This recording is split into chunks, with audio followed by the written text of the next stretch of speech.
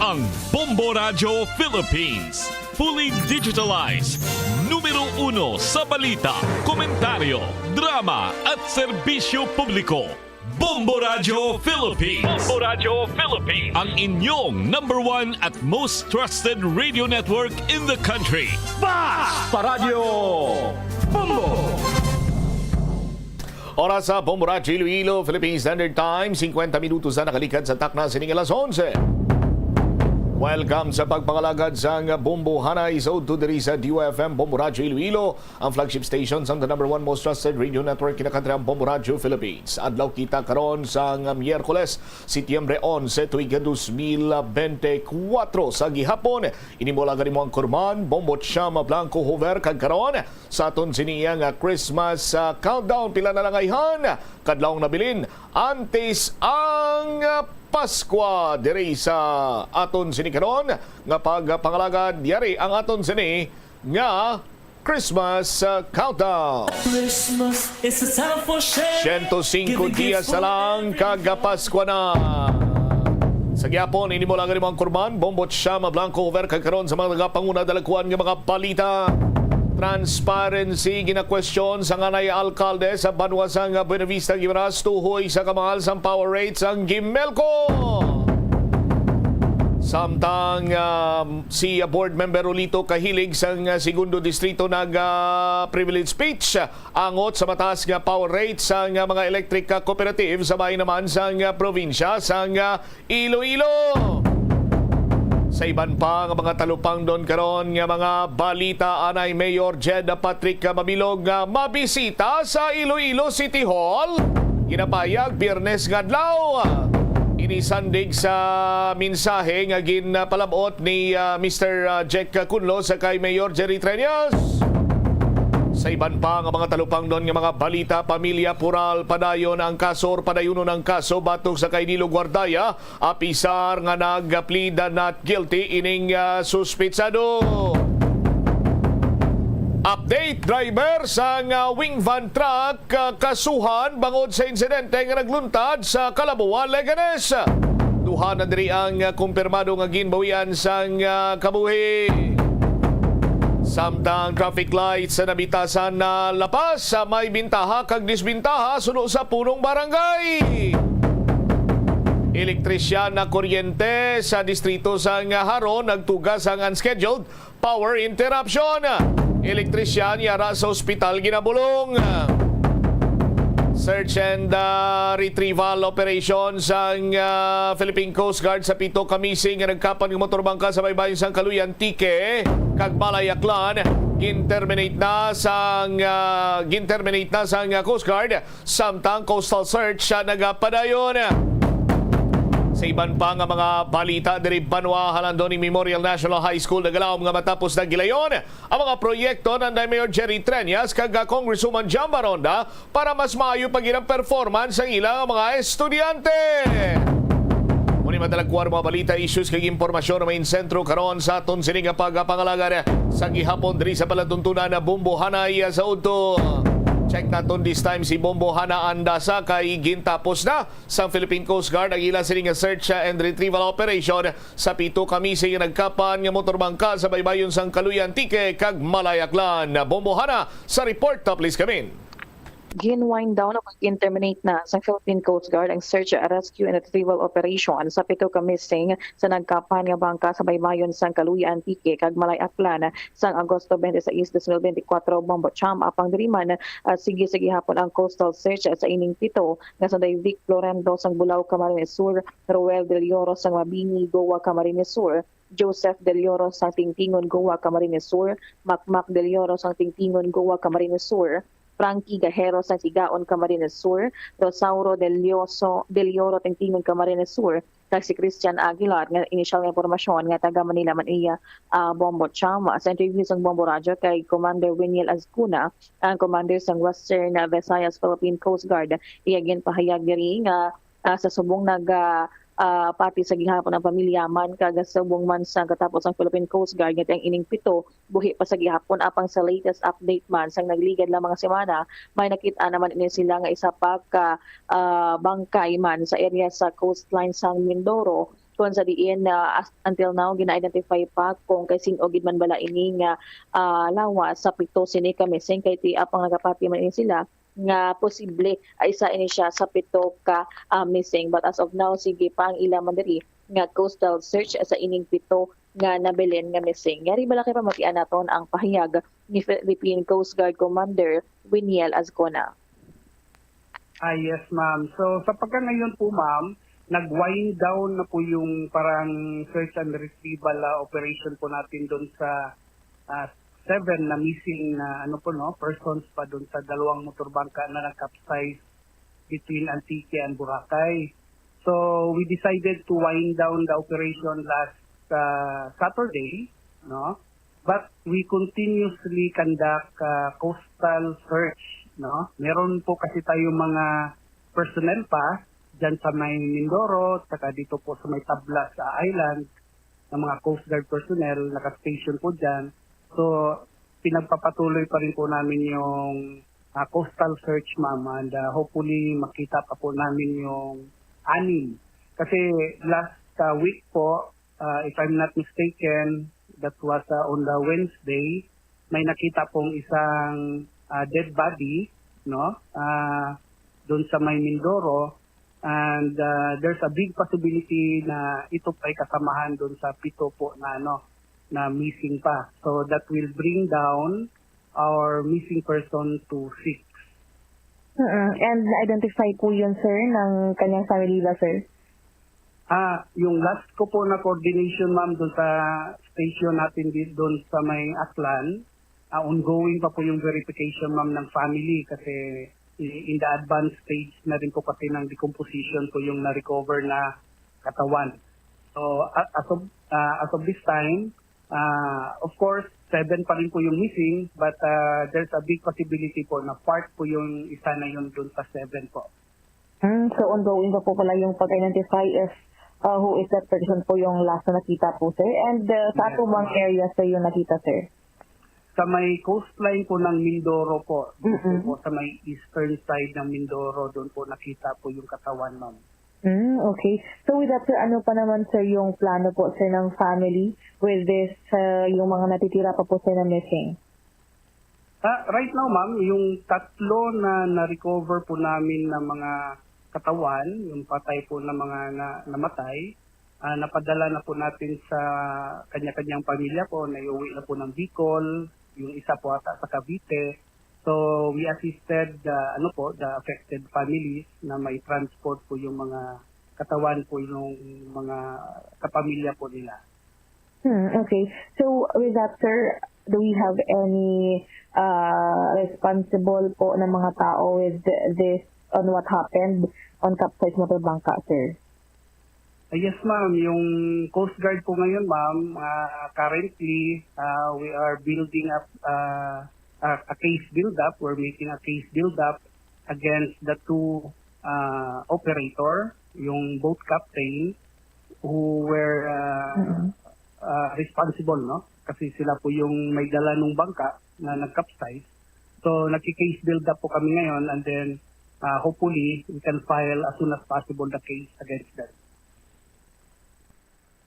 Nabatian diri Bombo Cham ang pahayag ni Winiel Azcona, Commander sa Philippine Coast Guard of Western Visayas, na tuhoy sa ining nagapan nga duha ka motorbangka halin sa Boracay, Aklan na padulong sa Caluya Island, Antique. Ini si Bombo Hana Joy Mendoza Andasa para sa the number 1 and most trusted radio network in the country, Bombo Radio Philippines. Basta Radio, Bombo. Salamat kid na Bombo Hana anda sa dugang nga mga balita karon, balikan ta sa maray nga pagpalayag sa Bombo Hanay Soto pagkatapos ang Bombo Network News. Ang Iloilo ang pinakaunang nga syudad sa luwas sang Manila nga nakaangkon sang direct shipping lines padulong sa iban nga mga pungsod. Halin sang 1855, nagaserbe na ang Port of Iloilo nga alagyan sang mga international shipping lines nga halin kag padulong sa Australia, Hong Kong, China, Singapore, Europe kag Amerika. September 29, 1855, sang ginbuksan ni Queen Isabella II sang Spain ang Port of Iloilo para sa international market. Mas nangin mahapos pagid ang trade sa tunga sang Iloilo kag Europe, ilabi na sa United Kingdom sang nabuksan ang Suez Canal sadtong 1869.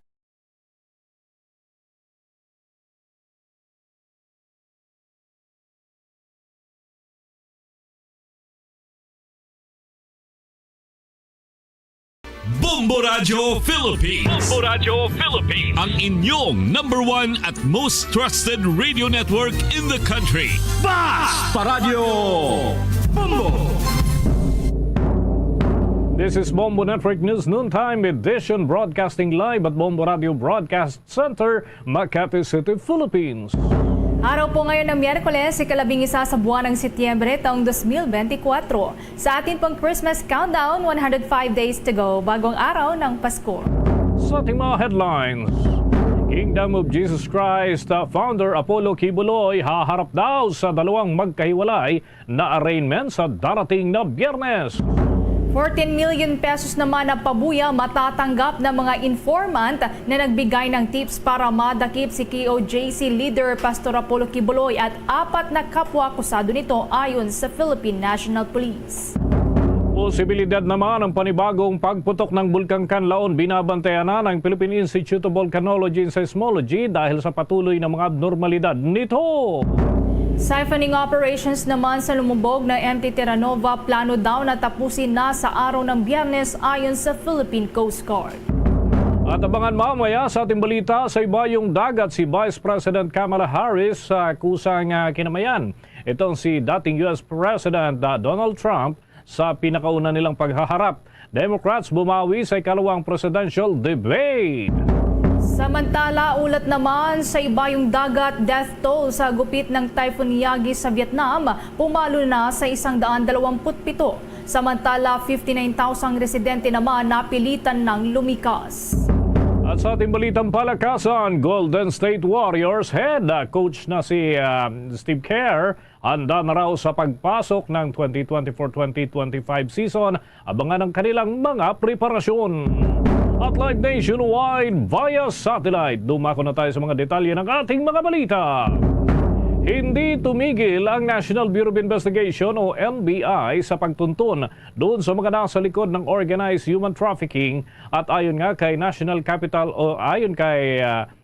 Bureau of Investigation Director Jaime Santiago na nitong mga nakarang araw ay kanilang nabuwag ang isang organized human trafficking group. Yan ay sa lungsod ng Pasay. Sa nasabing operasyon ay naaresto ang 10 katao kabilang ng 6 na Chinese nationals at kanilang nailigtas ang nasa 27 na mga biktima nito. Gumagamit umano mga suspect ng artificial intelligence at encryption tools at online application para naman sa illegal na mga sex trade. Nakuha rin sa mga suspect ang ilang mga sex toys at mga sexual enhancers at pagtitiyak nga ni Santiago na hindi sila titigil para naman tuluyang mabuwag ang nasabing illegal na human trafficking activities. Narito pang bahagi ng pahayag ni National Bureau of Investigation Director Jaime Santiago. Itong product na naman, human trafficking, ang nailigtas natin ay 27 Pilipina at 6 na minor. No, minor. Sila'y nasa DSWD na. Itinurn over na natin sa DSWD. At itong 10 na nandito, 6 sa kanila ay Chinese. At kinakausap ko nga, hindi marunong mag-English, hindi marunong mag-Tagalog. At kasabwat nila, 4 nating kababayan. Nandito rin.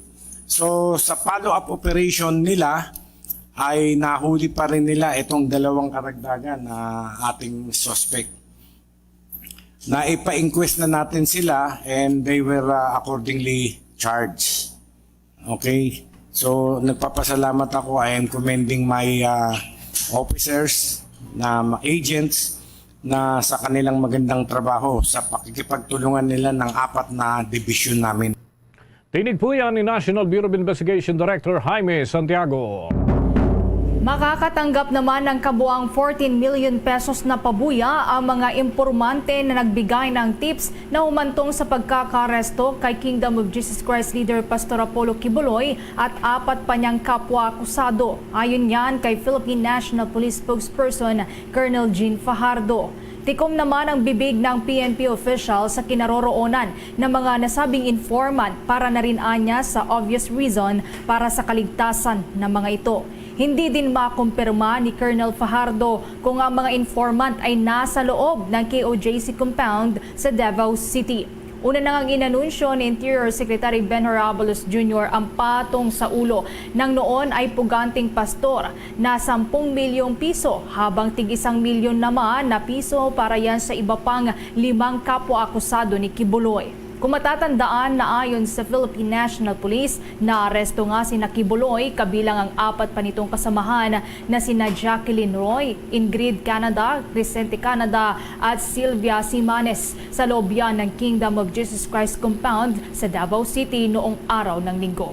Kaugnay nga narito pa ang karagdagang pahayag ni Philippine National Police spokesperson Colonel Jean Fajardo ng ating SED at ang ating Chief PNP na papag-akalan po dahil hindi lamang po isang tao itong mga nagbigay po ng information sa atin that led to the eventual arrest nga po nitong mga taong nasabi po natin.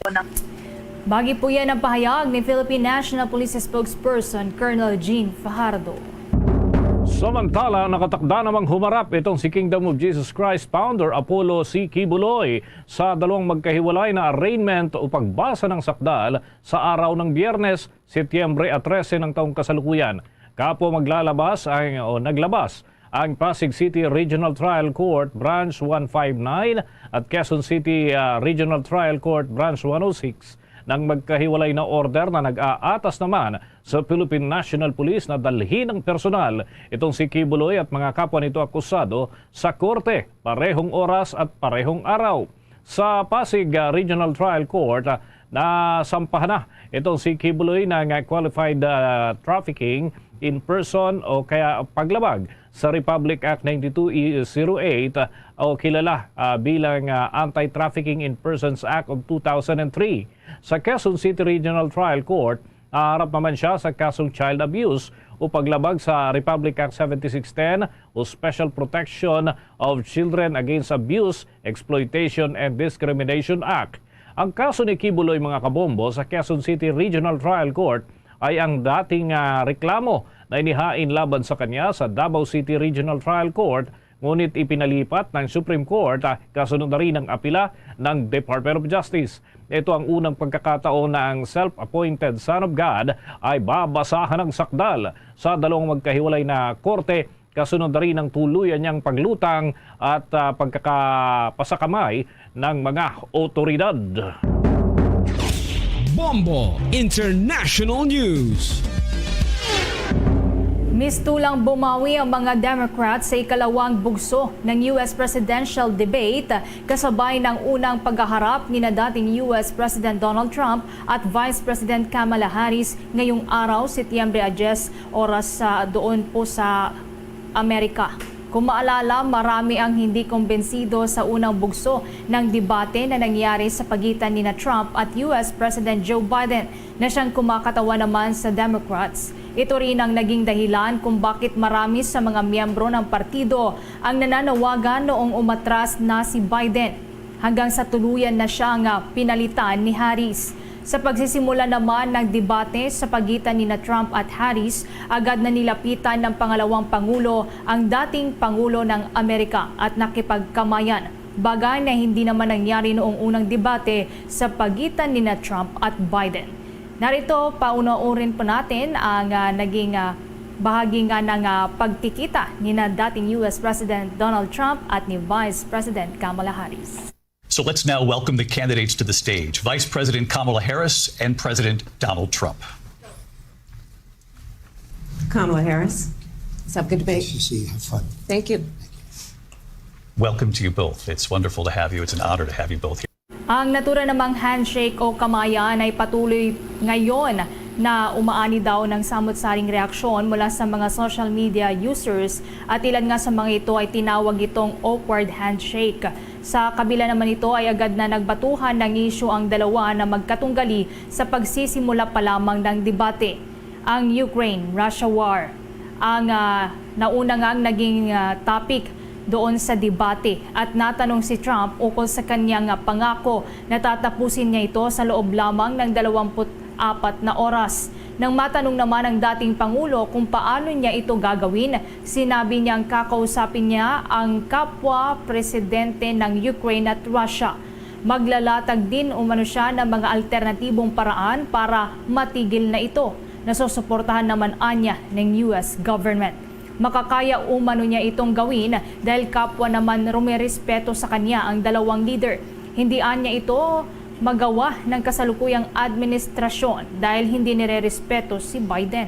Narito pa ang karagdagang naging pahayag ni dating US President Donald Trump. I want the war to stop. I want to save lives that are being uselessly, people being killed by the millions. It's the millions. It's so much worse than the numbers that you're getting, which are fake numbers. Look, we're in for 250 billion or more because they don't ask Europe, which is a much bigger beneficiary to getting this thing done than we are.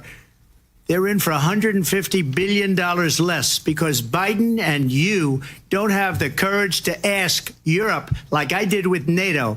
They paid billions and billions, hundreds of billions of dollars when I said, either you pay up or we're not going to protect you anymore. So that's maybe one of the reasons they don't like me as much as they like weak people.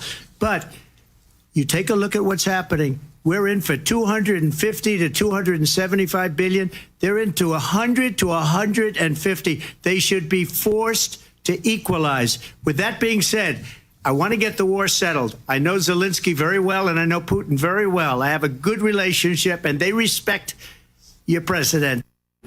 Sagot naman ni Vice President Kamala Harris, kayang-kaya ni Trump na tapusin ang gyera sa pagitan ng dalawang bansa dahil tiyak umanong aabandonahin niya ang pagtulong sa Ukraine oras na siya ang maging presidente. Iginiit din ng ikalawang Pangulo ng Amerika ang Ukraine ang naagrabyado kaya't ito ay tinutulungan ng Estados Unidos laban sa pag-aapi at tuluyang paglusob ng Russia. Ayon pa sa Vice Presidente, hindi ito kayang gawin ni Trump dahil sa ang nais nito ay kaibiganin ang dalawang bansa kahit na inaapi na ng Russia ang katabing mas maliit na bansa. Pabiro din nitong sinabihan si Trump na hindi na si Biden ang kaniyang kalaban kundi siya. Narito naman ang kasagutan ni Vice President Kamala Harris. It's important to remind the former president you're not running against Joe Biden, you're running against me. I believe the reason that Donald Trump says that this war would be over within 24 hours is because he would just give it up. And that's not who we are as Americans. Let's understand what happened here.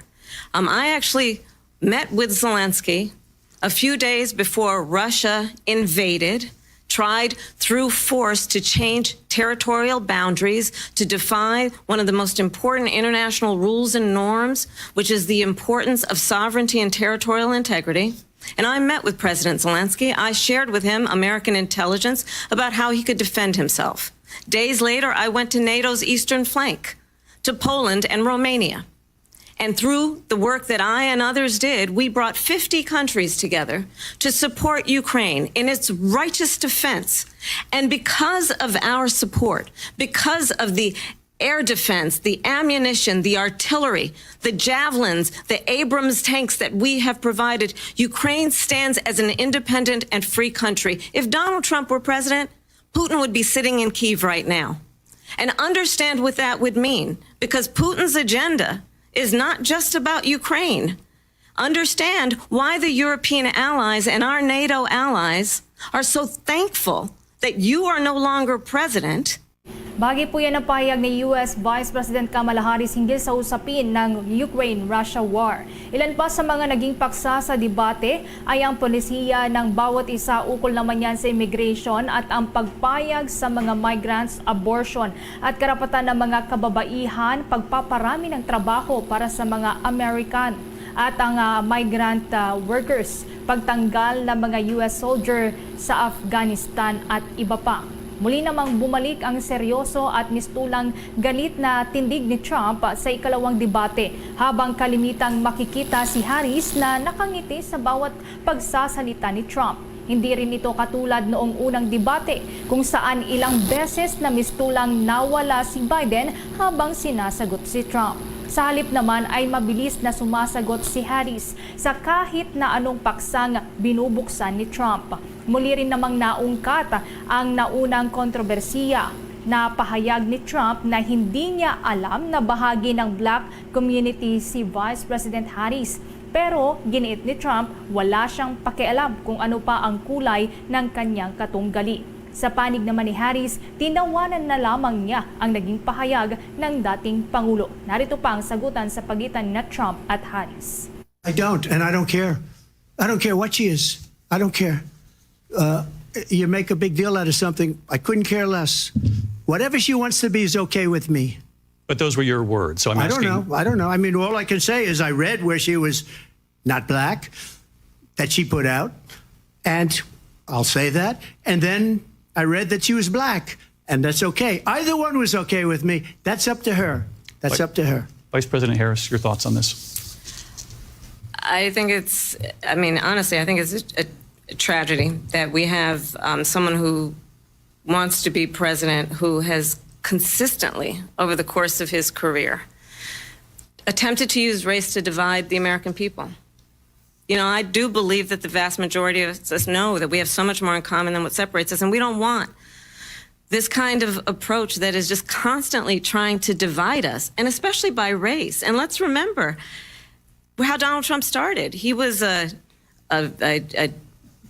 land, he owned buildings, and he was investigated because he refused to rent property to black families. Yan lamang po ang ilan sa mga highlights sa kauna-unahang debate sa pagitan ni dating US President Donald Trump at Vice President Kamala Harris. Hinggil pa rin yan sa mga usapin na may kinalaman po dyan sa kinakaharap ngayon ng Amerika at maging doon sa Ukraine at Russia. Samantala sa iba pa pong mga balita, sa ibayong dagat pumalo na sa 127 ang bilang ng mga nasawi sa Vietnam sa pananalasa ng Typhoon Yagi sa naturang bansa. Napilitan na ring lumikas ang nasa 59,000 na residente sa Yen Bai Province. Ayon po yan sa mga lokal na otoridad matapos na malubog na sa baha ang halos 18,000 kabahayan. Ang tubig baha naman sa may Hanoi, ang kabisera ng Vietnam, ay umabot na sa mga lebel na hindi pa nararanasan simula noong 2008. May ilang lugar din sa may Thay Nguyen Province ang abot liig na ang tubig baha. Nananatili namang nawawala ang nasa 54 na katao. Samantala, patuloy naman ang paghanap din ng mga otoridad sa 8 iba pa na individual na nawawala nang gumuho ang gitnang bahagi ng Pung Chau Bridge sa may Red River sa Central Hanoi nitong Martes. Naisalba naman ang 5 katao na dumadaan sa tulay nang mangyari ang insidente. Una na nga pong tumama ang bagyo sa naturang bansa noong araw ng Sabado na nagdadala yan ng mga paghangin na nagpas sa 149 kilometers per hour. Sa mga karagdagan nating balita, mga kabombo, itong nasa 207 Chinese vessels ang patuloy na sinusubaybayan ng mga otoridad. Pinakamatas kasi ito na naitala ngayong 2024 at batay sa mga pahayag ng Philippine Navy, ito umano ay napakarami na bilang kung ihahambing sa mga nakalipas na pagkakataon. Namataan din sa lugar ang militia vessels ng pinatatakbo ng mga Chinese at inaasahang madadagdagan pa yan sa mga darating na araw. At batay nga sa intelligence report na inilalabas naman hinggil dito ay nanggagaling umano sa mainland area ang naturang mga barko patungo naman sa naturang direksyon na pag-aari o bahagi ng ating teritoryo dyan sa West Philippine Sea.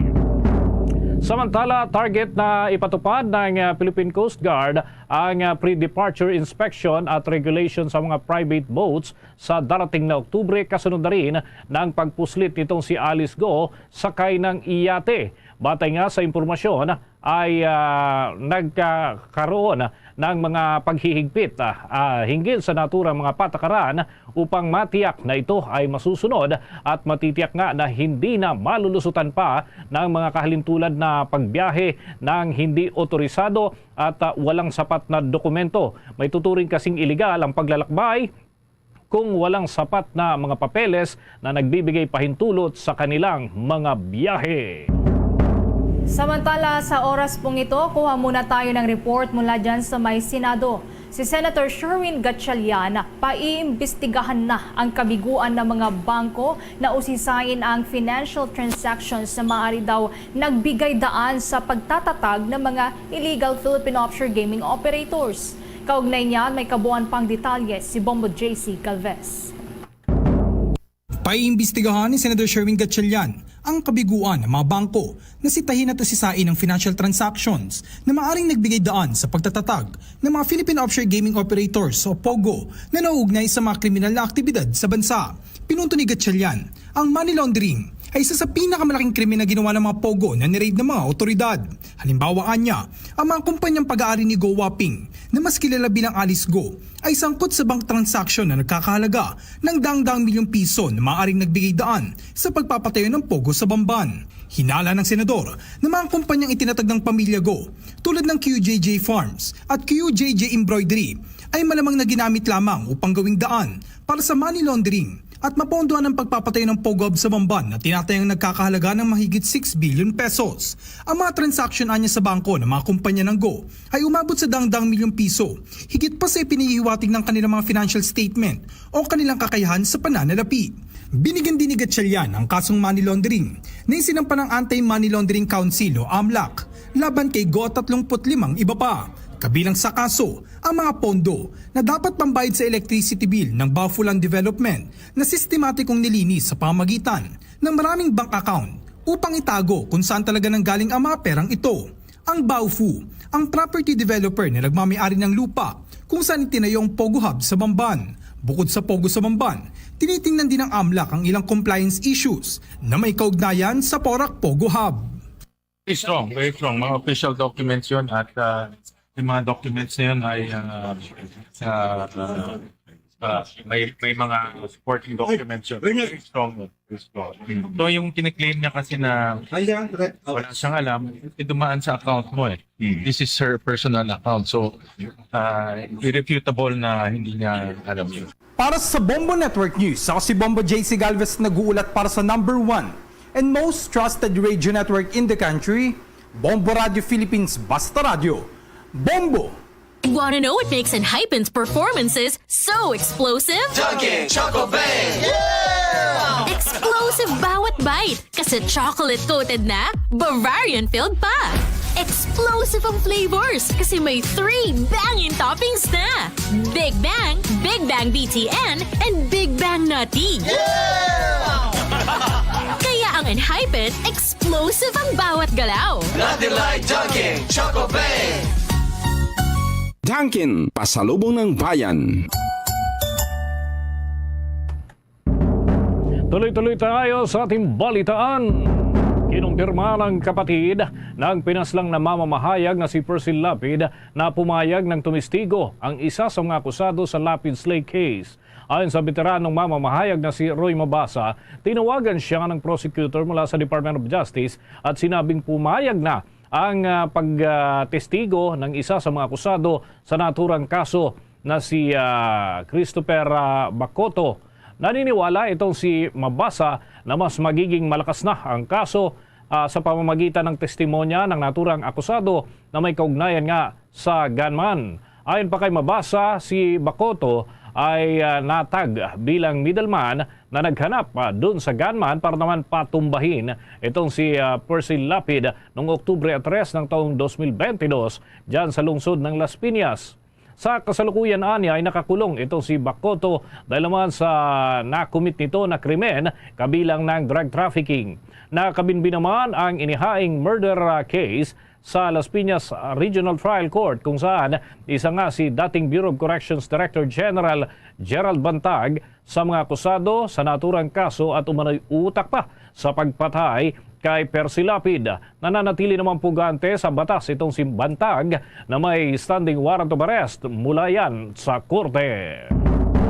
Samantala, pinagpapaliwanag ngayon ng Korte Suprema si Representative Robert Ace Barbers at iba pang mga kongresista kung bakit patuloy na nakadetine si Ronilyn Baterna. Nakuntep si Baterna nang tumestigo siya sa pagdinig ng House of Representatives Committee on Public Order and Safety o ang tinatawag na Quad Committee. Kaugnayan sa mga umano'y ilegal na mga aktibidad o gawain ng Philippine Offshore Gaming Operators o POGOs. Binigyan ng mga respondent ng 72 oras para magpaliwanag kung bakit hindi dapat na maglabas ng writ of habeas corpus ang korte at 10 araw naman para magkomento sa petisyon ng ama ni Baterna na palayain na siya. Sa ngayon ay may iba pang mga nakadetine sa Kongreso dahil sa contempt na ipinataw sa kanila ng mga mambabatas dahil sa iba't ibang kadahilanan.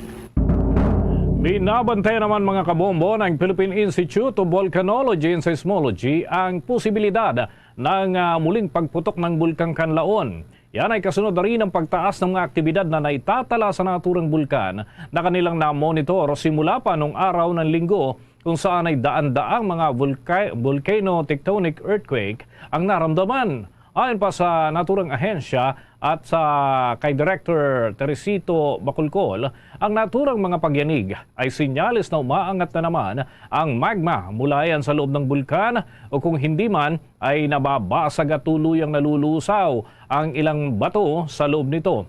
Nananatili ngayon ang naturang bulkan sa alert level number 2 ang pinaiiral upang maiwasan ang paglapit ng mga tao at posible pa raw ang pagtaas ng mga aktibidad nito. Ayon pa kay Director Bacolcol, kung sakaling tataas man ang alerto na ipapairal ng Philippine Institute of Volcanology and Seismology sa alert level ay lalawakan din naman ang permanent danger zone na kanilang tutukuyin para mapigilan ng publiko na lumapit o pumasok sa palibot ng naturang bulkan.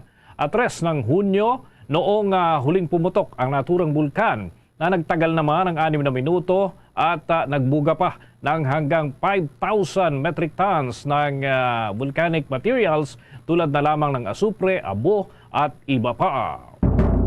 Iniyak naman ng Department of Social Welfare and Development ang kahandaan nito na tumugon sa pangangailangan ng mga residente. Kasunod na rin po yan ang lalo pang pagtaas ng aktibidad ng Bulkang Kanlaon. Una na ngang sinabi ng Philippine Institute of Volcanology and Seismology of PHIVOLCS na maaaring muling pumutok ang naturang bulkan dahil na rin sa daan-daang mga volcano-related quakes na namonitor ng ahensya sa mga nakalipas na araw. Sinabi din ni DSWD spokesperson Assistant Secretary Irene Dumlao na naka-alerto na ang mga local office ng ahensya para sa anumang posibleng mangyari. Kabilang dito ang DSWD Central Visayas at DSWD Western Visayas na nakahandang umalalay oras na kailanganin ang kanilang agaran at biglaang pagpapalikas sa mga residente doon. Sa kasalukuyan ay nakahanda na rin niya ang hanggang sa 32,990 na kahon ng family food packs sa Bacolod City, habang 37,000 na food packs naman ang nakaimbak na sa mga warehouse sa Negros Occidental.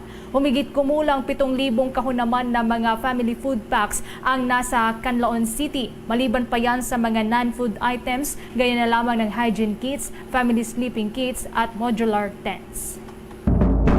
Oras natin sa buong kapuluan, 28 minuto na makalipas ang alas 12 ng tanghali. Gusto na raw sumuko nitong si Wesley Go, subalit hinihintay pa ang advice ng kanyang kapatid at ito nga ay si dismissed Bamban Tarlac Mayor Alice Go at ito ay nananatili naman sa kulungan. At batay nga sa impormasyong nakalap ni itong si National Bureau of Investigation Director Jaime Santiago ay constant ang kanilang pag-monitor dito kay Wesley. Subalit na aresto na itong si Alice mga kabombo at wala itong ginagamit na telepono at pag-contact sa kanyang kapatid. Kaya itong si Wesley ay nananatili naman na nagtatago. Kung susuko man siya ay inaalam pa ang ilang mga konsiderasyon. Una naman ang sinabi ni Department of Interior and Local Government Secretary Benhar Abalos Jr. na pinaghahandaan pa rin ng kanilang tanggapan at ng Philippine National Police pati na ng iba pang ahensya ang posibleng pagsuko ni Wesley na nagpahayag na rin ng kamakailan ng kanyang surrender filler na ipinaabot sa kanyang legal counsel na si Attorney Stephen David. Matapos na maaresto nga ito si Alice Go o Go Huaping noong 4 ng Setyembre sa Tangerang City doon sa Indonesia. Una nang napaulat na nakalis na ang naturang personalidad dyan sa Batam, Indonesia at nasa Special Administrative Region umano ng China dyan sa may Hong Kong area ang naturang individual. Kung matatandaan, nauna nang ipinag-utos ng Senado ang pag-aresto kay Wesley dahil naman sa hindi pagdalo sa mga ipinatawag na pagdinig kaugnay pa rin sa illegal activities ng sinalakay na Philippine Offshore Gaming Operators Hub sa bahagi po ng Central Luzon at nag-issue pa sila ng notice. Nabunyag din sa naturang pagdinig sa Senado na kasintahan pala itong si Wesley, si Cassandra Leong, ang incorporator ng Whirlwind Corporation na nagpaupa naman ng lupa sa Pogo firm na Lucky South 99 doon sa Porac, Pampanga na sinalakay din niya noong Hunyo ng kasalukuyang taon. Samantala, lumikas na ang daan-daang pamilya sa may Canlaon City sa gitna na rin ng volcanic unrest sa Bulkan Canlaon sa Negros Oriental. Ayon sa Department of Social Welfare and Development, nasa 88 pamilya na at 248 na individual ang lumikas. Patungo yan sa mga paaralan na ginamit pansamantala bilang evacuation center nitong gabi ng Martes. Meron ding 65 pamilya na o 204 na individual ang lumikas sa may barangay Masulog, habang nasa 10 pamilya o 31 individual naman ang nag-evacuate na sa may barangay Malaiba. Gayon din 3 pamilya ang lumikas sa may barangay Pula. Base nga sa latest report ng Philippine Institute of Volcanology and Seismology, nitong araw ng Miyerkules, nakapagtala ang ahensya ng 337 na volcanic earthquakes mula sa bulkan sa nakalipas na 24 oras. Nakapagtala din ng malakas na pagsingaw o plume mula yun sa bulkan na may 1,000 metrong taas na napadpad sa Timog Silangan. Nagbuga din ang bulkan ng 9,985 na tonelada ng asopre nitong nakalipas na araw. Samantala, una na ngang ibinabala ng PHIVOLCS ang posibilidad ng eruption ng bulkan at posibleng pagtaas ng alert level kasunod na rin ng ilang serye ng volcanic earthquakes. Sa ngayon, nananatili pa rin sa alert level 2 ang bulkan, kaya't pinagbabawal sa publiko ang pagpasok sa 4-kilometer radius permanent danger zone ng bulkan. Gayon din ang pagpapalipad ng sasakyang panghimpapawid malapit sa tuktok ng bulkan. Pinagkokomento naman ng Korte Suprema ang Office of the Solicitor General hinggil yan sa petisyon laban sa pagbuo ng Negros Island Region. Binalangkas kasi ang pagbuo ng Negros Island Region na sakop naman ng Negros Occidental, Bacolod City, Negros Oriental at Siquijor sa pamamagitan ng Republic Act No. 1200 na isinabatas nitong Hunyo ng taong kasalukuyan. Kini-question kasi ng ilang residente ang constitutionality ng batas at gusto nila na ipatigil ang pagpapatupad nito dahil hindi umano sila nakonsulta. Hindi rin umano ito dumaan sa tamang proseso. Binigyan ng Korte ang Office of the Solicitor General ng 10 araw para naman magbigay ng kanilang komento. Ang Office of Solicitor General ang tumatayong abogado ng Republika ng Pilipinas hinggil sa naturang usapin. Una nang sinabi ni Solicitor General Minardo Guevara na dumaan naman ang naturang pagbuo ng rehiyon sa lahat ng makatwirang proseso kasama na ang pag-angkop ng konsultasyon at mga pag-aaral hinggil dito. Nakahanda rin daw sila na ipagtanggol ito alinsunod sa mga legal na usapin at pagtimbang ng mas malaking pakinabang para naman sa mga residente ng naturang rehiyon. Samantala, isiniwalat naman ng nasa 10 nasagip na Chinese nationals mula sa sinalakay na Pogo Hub na Lucky South 99 outsourcing sa Porac, Pampanga noong buwan ng Hunyo na kinidnap sila at pinilit na magtrabaho doon. Inakusahan rin ng mga ito sina Cassandra Leong, ang authorized representative ng Lucky South 99 at 53 iba pa ng trafficking at pagpwersa sa kanilang magtrabaho sa iligal na Pogo. Ayon kay Bulacan Provincial Prosecutor Ramoncito Ocampo, Kabilang ang 10 Chinese nationals sa mga dayuhan na naging biktima ng human trafficking sa Lucky South 99. Anya, isa sa mga Chinese nationals ang pinahiraman ng 450,000 pesos at nagsugal ng 3 gabi sa paglalaro ng mahjong. Nang hindi ito makabayad ng kanyang inutang, dinala ito direkta sa Lucky South 99. Gayon din sinabi ni Prosecutor James Escalona na ang mga biktima ng trafficking scheme ay dinadala sa Pogo para magtrabaho at mabayaran ang kanilang mga utang sa kasino.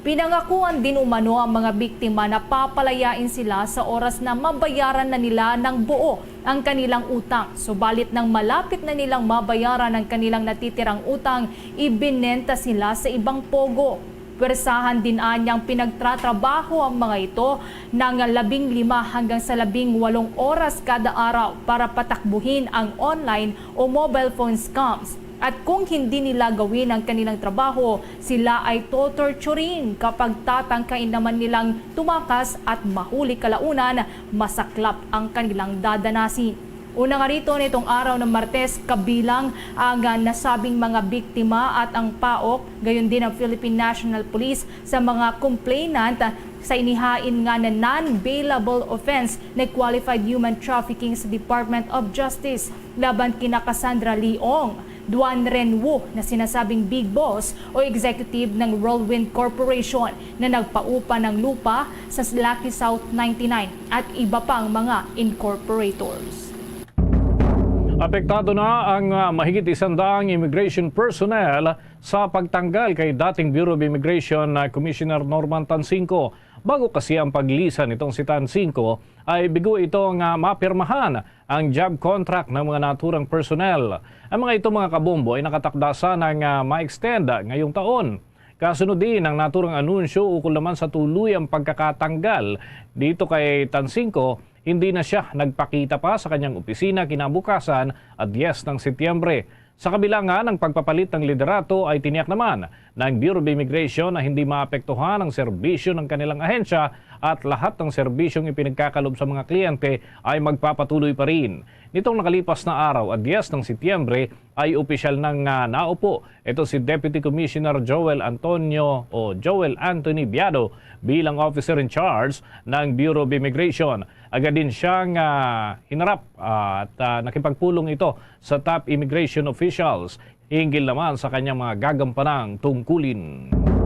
Plano ng Philippine Coast Guard na tapusin na ang siphoning operations sa lumubog na MT Terranova sa araw ng Biyernes. Kung maalala, sinimulan nga ng Salver Team ang pagsipsip ng langis na laman ng lumubog na tanker noon pang Agosto 19, kung saan umabot lamang sa 2,350 na litro ang nasipsip sa unang araw. Kahapon naman, Setyembre 10, umabot na sa kabuang 1,384,211 na litro ng oily waste ang nasipsip ng Salver Team.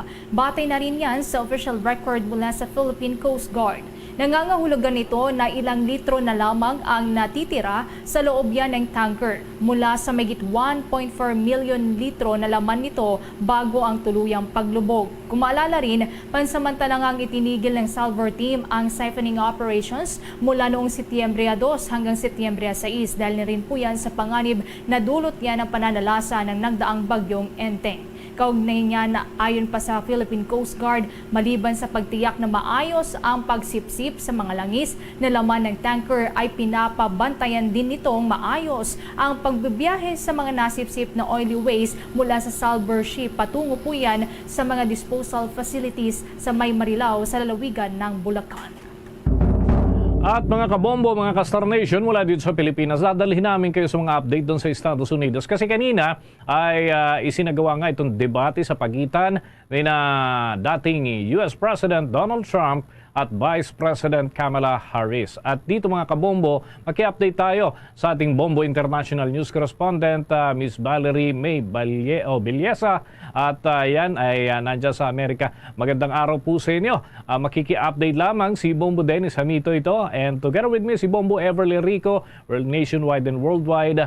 At bakit nga kaya dyan idinaos yung debate ni na Vice President Kamala Harris at former President Donald Trump sa Pennsylvania, Ms. Valerie?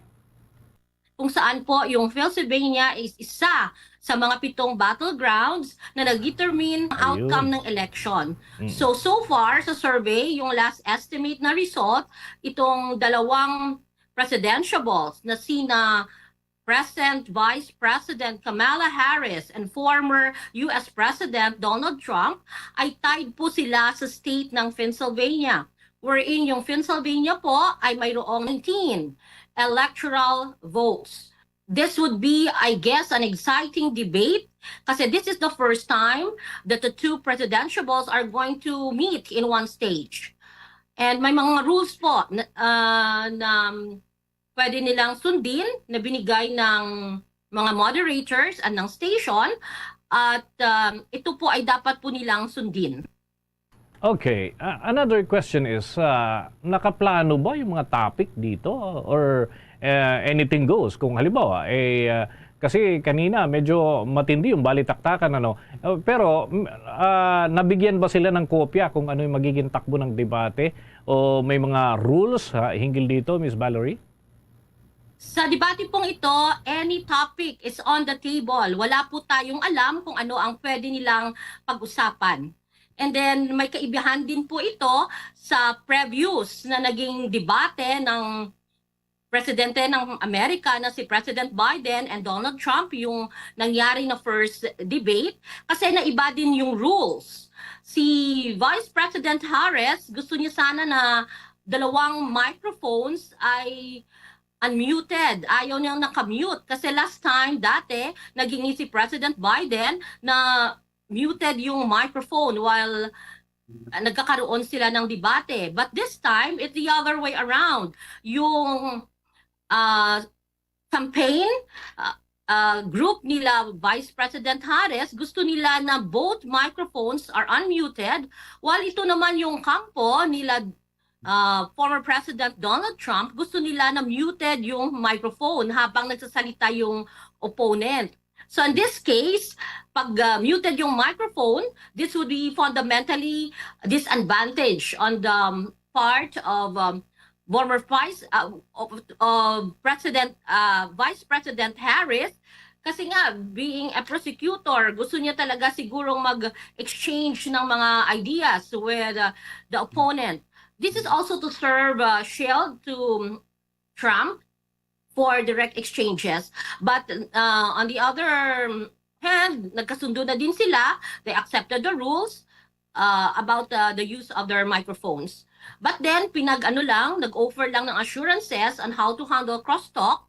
So the microphones will be unmuted if there is significant crosstalk between candidates. So they are not allowed to ask each other any question during the debate. Okay, ay kaya pala ganun yung setup Okay, may tanong din ang aking katandem po dito si Bombo Ever Lerico. Bombo Ever?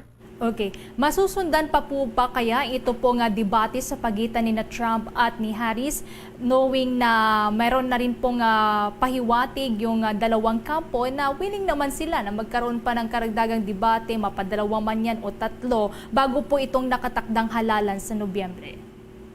So far, as of this moment, as what I have heard here, ito na po yung last na debate nila because the next debate would be for the vice presidential candidates na sina Governor Tim Walz and Senator J.D. Vance. Okay, with that, maraming salamat Ms. Valerie at siguro ay himayin pa natin yung kanilang mga napagdebatehan sa mga susunod nating programa. Thank you so much at mag-ingat kayo dyan. Mga kabombo, mga ka-Star Nation, nakausap natin ang ating Bombo International News Correspondent mula po dyan sa Estados Unidos, si Ms. Valerie May Baquerisa Villesa. At kaugnay pa rin ito sa inaabangan talaga na mga development dyan sa debate ni na US Vice President Kamala Harris at dating US President Donald Trump. Samantala, sa pagpapatuloy pa ng balita, muling pinaghahanda na ng Department of Agriculture ang mga magsasaka ng ating bansa Kasabay po yan ng banta ng bagyo na nasa labas ng Philippine Area of Responsibility.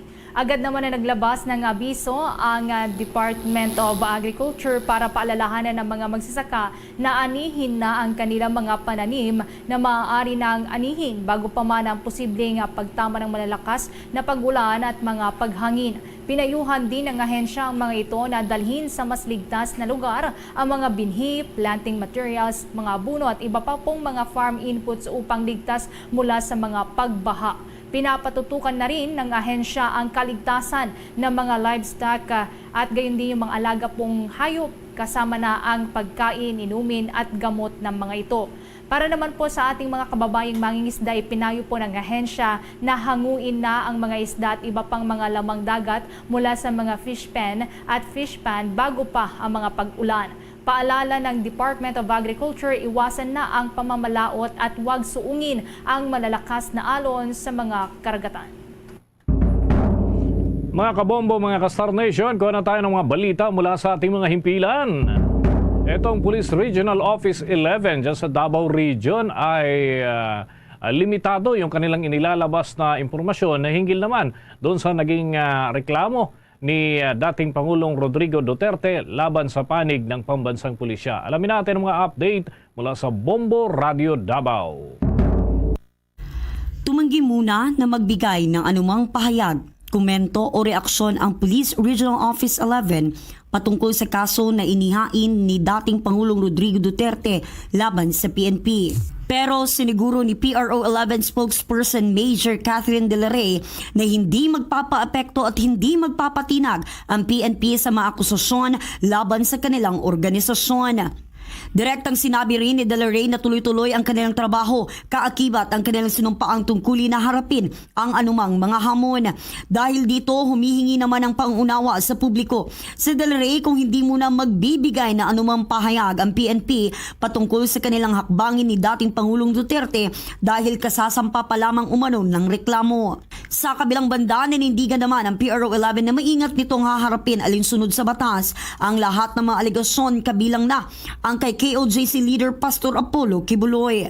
Tiniyak din ito na magiging patas at transparent ang anumang investigasyon na gagawin sa pamamagitan ng pakikipag-ugnayan sa lahat ng mga ahensya. Sinisiguro din ng PNP sa publiko na mananatiling tapat sa kanilang tungkulin na ipagtanggol ang karapatan at ipapatupad ang hustisya sa bawat isa. PRO 11 maintains its stand in ensuring that all allegations brought forward, including those involving Pastor Apollo Kibuloy and his co-accused, are handled with the utmost care and in accordance with the law. We fully support the call for the protection of alleged victims and will work closely with other authorities to ensure that any investigation is conducted fairly and transparently. We assure the public that we remain committed to safeguarding the rights of all individuals and in upholding justice. At yan ang ulat mula himpilan ng Bombo Radio Davao para sa Bombo Network News, Bombo Danica Baguio. Para sa the #1 and most trusted radio network in the country, Bombo Radio Philippines, Basta Radio.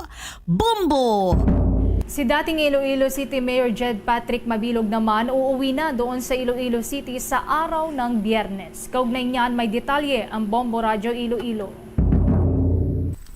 Kumpirmado na uuwi na sa lungsod ng Iloilo ang kontrobersyal na si former Iloilo City Mayor Jed Patrick Mabilog. Sa panayam ng Bombo Radio Iloilo, kay Iloilo City Mayor Jerry Treñas, sinabi nito ng dating Executive Assistant Mabilog na si Mr. Jack Cunlo ang nagbigay sa kanya ng impormasyon na ayon kay Treñas, posibleng isasagawa ang pagbisita ng dating alkalde sa Iloilo City Hall sa araw ng Biyernes, Setyembre 13. Napag-alaman na matapos ang halos 7 taong pagtatago sa ibang bansa, umuwi na kahapon si Mabilog. Ito ay matapos na pasama siya sa mga narco list ni dating Pangulong Rodrigo Rawado Duterte noong 2017 at mula noon siya ay nagtago hanggang matapos ang termino ng dating Pangulo. Kahapon, sumuko si Mabilog sa National Bureau of Investigation, National Capital Region at International Airport Investigation Division kaugnay sa kasong graft na isinampa laban sa kanya. Ayon sa post-operation report ng ahensya, dumating si Mabilog sa Ninoy Aquino International Airport Terminal 3 kahapon. Magugunitang naglabas ang Lapu-Lapu City Regional Trial Court Branch 73 at Sandigan Bayan 3rd Division ng arrest warrant laban kay Mabilog dahil sa paglabag sa Code of Conduct and Ethical Standards for Public Officials and Employees at ang Anti-Graft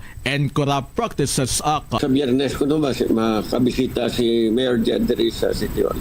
Once nga daw definite natin, we will prepare something. Well, yesterday we met, high spirits tanan. Si Iloilo City Mayor Jerry Treñas para sa Bombo Network News. Ito si Bombo Christian Hetchanova Lusada para sa number 1 and most trusted radio network in the country, Bombo Radio Philippines. Basta Radio, Bombo! Oras natin sa buong kapuluan, 11 minuto na bago sumapit ang 1:00 ng hapon.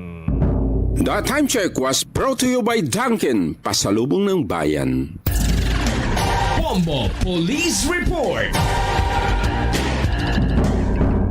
Ang nasa 15 armas pandigma mga kabombo isinuko raw dun sa Maguindanao del Sur. Alamin natin ang kabuuan ng balitang yan mula sa Bombo Radio Coronadal.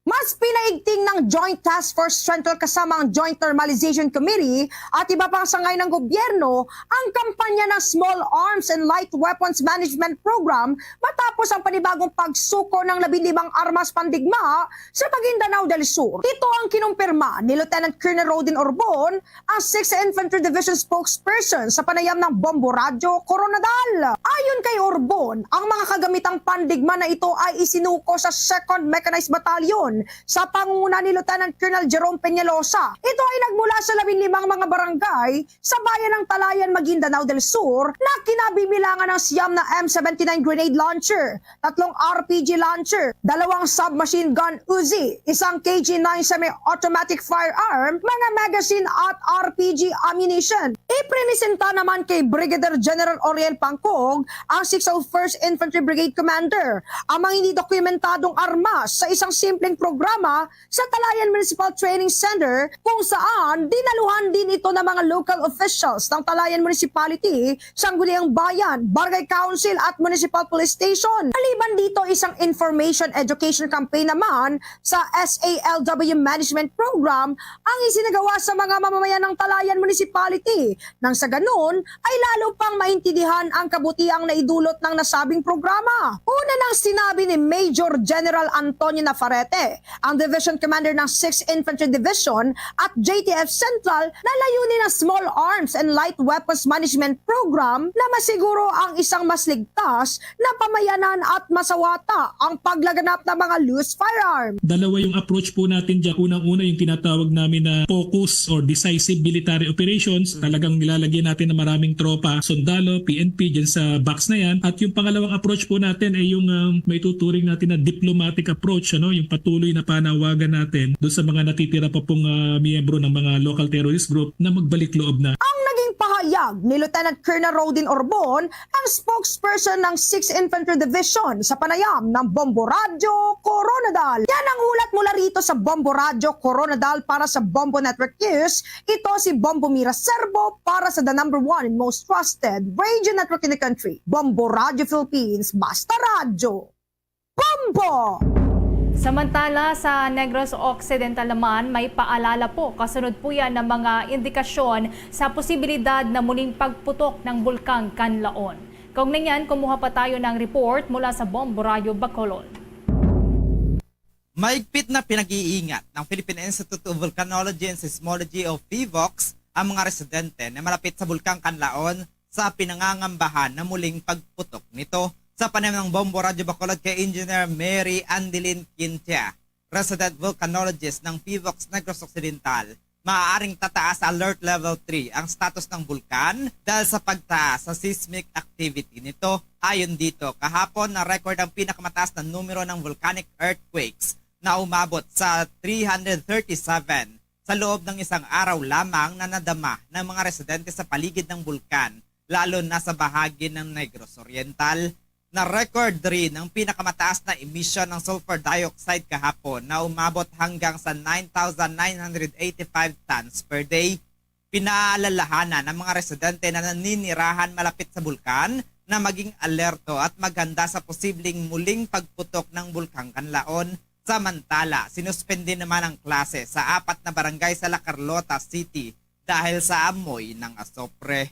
Advice po natin sa ating publiko is that yung current unrest po ng Kanlaon, lalo na po ang pagdami po ng lindol ay nag-indicate po siya na pwede pong magkaroon ng eruptive unrest po ang ating bulkan, no? At pwede po tayong mag-increase to alert level 3 if ever po na yung mga monitoring parameters po natin ay sabay-sabay po na mag-worsen or magpakita po ng pagtaas.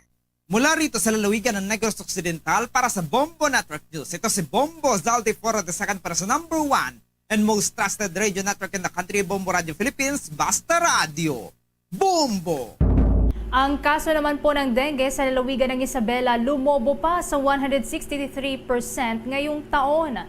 Kaugnay niyan, may detalye ang Bombo Radio Kawayan. Lumobo na sa 163% ang naitalang kaso ng dengue sa lalawigan ng Isabela ngayong taon. Sa naging panayam ng Bombo Radyo Kawayan kay Marvin Valiente, ang dengue coordinator ng Isabela Provincial Health Office, sinabi niya na mula Enero hanggang Setyembre ay nakapagtala na ang kanilang tanggapan ng 2,101 dengue cases. Higit itong mas mataas kumpara sa naitalang kaso noong nakaraang taon na nasa 1,328. Pinakamarami ang naitala sa lungsod ng Santiago na may 268 na kaso, na sinundan naman ang bayan ng Etchagüe at lungsod ng Ilagan. 6 naman mula sa mga kumpirmadong kaso ang hinihinalang nasawi dahil sa naturang sakit. Anya halos magdoble na ang kaso ng dengue sa lalawigan, hindi pa man natatapos ang taong kasalukuyan. Isa naman sa nakikita nilang dahilan sa paglobo ng kaso ay dahil sa mga nararanasang pag-ulan kamakailan. Dahil dito ay nag-allocate na sila ng insecticide sa mga local government unit na may mataas na kaso ng dengue. Una na rin na-reactivate ang dengue fast lane sa provincial hospital para sa mga dengue patients. Sa ngayon ay hindi pa anya advisable ang fogging operation hanggat walang naitatalang clustering of case sa isang lugar, kaya mas pinapaigting na lamang nila ang 4S o ang search and destroy, seek early consultation, secure self-protection at spraying. Yung characteristics po kasi ng ating dengue mosquito sa po sila sa stagnant water, so basta meron po yung presence ng maaring pangitlogan ng lamok, dito po sila nangingitlog at dito po dumadami or multiply yung ating mga lamok. At iyan ang ulat mula rito sa Bombo Radyo Kawayan. Para sa Bombo Network News, ako si Bombo Jamaica Barbas. Para sa number 1 and most trusted radio network in the country, Bombo Radyo Philippines, Basta Radyo. Bombo!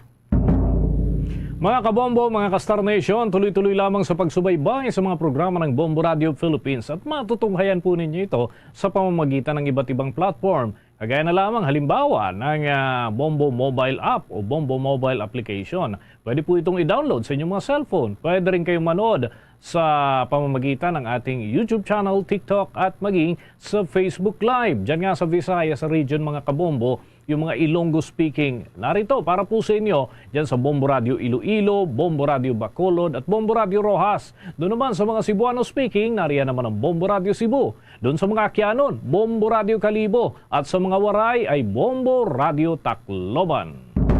Mga kabombo ka-Star Nation, bago po tayo magtapos, samahan niyo po kaming manalangin ng Orasyon Perata for Peace.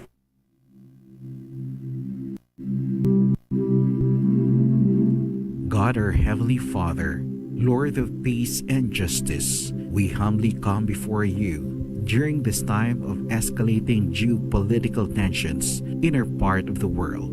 Through the years, you have sustained our faith in you as a nation It is our faith in your divine providence that has made us survive the countless natural and human-caused calamities that have come our way in our history as a people. Spare us, Lord, from the horrors of war. Hear our pleas as we cry out to you. Have mercy on us, Lord. Rescue us from the malevolent forces that influence world leaders. For we believe that our struggle is not against flesh and blood, but against the rulers, against the authorities, against the powers of this dark world, and against the spiritual forces of evil in the heavenly realms. We pray for your leaders entrusted with making crucial decisions for our nation. We place all our hopes in you, seeking your forgiveness and mercy for the times when our fears and suspicions have tainted our perceptions with ethnic biases and prejudices verging on racism. We earnestly pray, Lord, that you make us instruments of your peace. Where there is hatred, let us bring love. Where there is injury, pardon. Where there is doubt, faith. Where there is despair, hope. Where there is darkness, light. Where there is sadness, joy. Through our Lord Jesus Christ, your Son, who lives and reigns with you in the unity of the Holy Spirit, God, forever and ever. Amen. Our Lady, Queen of Peace, Pray for us. Saint Michael the Archangel, Pray for us. Saint Joseph, Pray for us. Saint Francis of Assisi, Pray for us. Saint Lorenzo Ruiz, Pray for us. Saint Pedro Calungsod, Pray for us. Christmas is a time for sharing. Mga kabomba, Kasur Nation, sa atin pang Christmas Countdown, 105 days to go bago ang araw ng Pasko. Luzon, Visayas at Mindanao, yan ang kalipunan ng ating mga balita para sa pantanghaling edisyon ng Bombo Network News. Mula sa Bombo News Center, Makati, para sa number 1 and most trusted radio network in the country, Bombo Radio Philippines, Basta Radio Bombo! Philippine Standard Time, 1 minuto na nakaligad sa takda sininga launa. Balik na diri sa pagpangalagad sa bombo anay sa udto sa gihapon ko primo bombo Chama Blanco Hover. Standby sa aton sininga mga kabombo kay kaupod naton diri karon sa live studio ang anay alkalde sa Banwa sang Buena Vista, Guimaras. Ini kasunod man sang kontrobersyal sini iyang tagalumapaw kag tuman kamahal nga power rate dira sang Gimelco. Nga damo na sang naga-question kag sa matter of fact karon sa Sinimatinyon aton man sini nga pagatalakayon diri kay ang isa sa mga labing importante bala iyang kinahanglanon gintani no sa isa iya kahensya abi sang gobyerno kon sa kooperatiba ining ginatawag iyang transparency ining pagdiga no sang mga dokumento dira agud to nga mangin klaro para sa tanan kag mahangpan sang tanan kag maintindihan nga way sang kun ano man dira iya nga mga hukos-pokos nga kaulamiran gali ang mga tawo nga nagabugo sa isa iya ka makabing nato na insya sa gobyerno or kooperatiba per se. Anyway, para magpatpat sa aton sandugang pagidsining may impormasyon sa linya naton or diri karon sa live studio ko po naton former Buena Vista Mayor Eugene Reyes. Sir, good afternoon. Live ikaw sa Bombo Anay sa Udto. Mayong hapon sa liwat. Mayong hapon Bombo Cham kag sa mga tagapalamati sang Bombo Radio no sa mga listeners worldwide kag sa mga kauturan naton makasimanuan naton dira sa may probinsya sang Guimaras mayong udtokid. Na bansagan ang Gimelco nga may gold medal. Gold medal ni tibugal ta kung tani ni kon sa mga sports or kung ano dira nga kayuhan nga award o galing gold medal sa termino sang pinakataas nga rate sang kuryente diri iya sa Panay. Mayor, bilang taga Banwaman sang Buena Vista, naka-experiensya ka man siguro sang tuman o raga pang lakaak sa nga presyo sa nga power rate dira sa may probinsya sa Guimaras? Masakit gid sa bulsa Bombo Champ no. Ang natabo nga halos kun i-round up mo mga 18 pesos bangod ara sa ginatong naton 17.65. ang per kilowatt sang bulan sa Agosto nga gin-charge sang Guimaras Electric Cooperative sa amon diri sa bilog nga probinsya sang Guimaras. Ini ang rason kung nga bumuchamp upod sa kay Atty. Vicente Diases, ang former Vice Governor, kag kang former board member Alan Chavez, nag-request ang aton sini amigo nga nagapangayo sa Guimaras Electric Cooperative sang Agosto 30, no? Kung sa din bumutchamp, gusto naton may bawan kung bala ang nagapatunga nga supply agreement between sa nagasupply sang power supply sa Guimaras Electric Cooperative, anong contents ang sininga kontrata, no? Agud may baluan nga ano gid ang sarang kag nga ano ang mga rasones kung nga nagsaka gid gulpi ang ining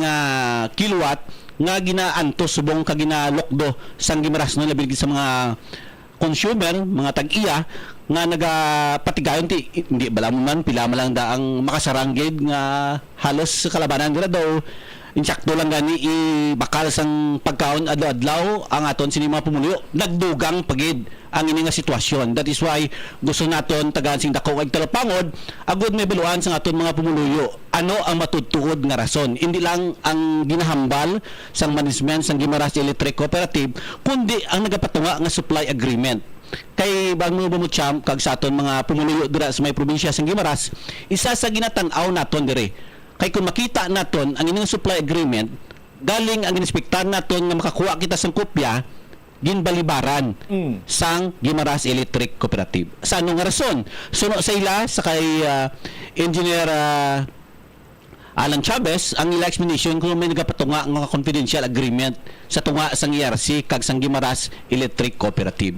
Nga kung wala ka mga may ginatago nga kinanglanon gid nga hindi mo ini hatag kagud may baluan sang tagsa-tagsa kay ti may kinamatarong man siguro ang aton sining nga mga konsumidor sang Gimilco nga may baluan kay sang una bumutsyam sa baluan ko do mga 7 megawatts ang kinanglanon sang probinsya sang Guimaras no ang peak ang gitong peak hour abi nga kung sila nagakonsubo ang aton sining nga mapumuluyo dira sang kuryente.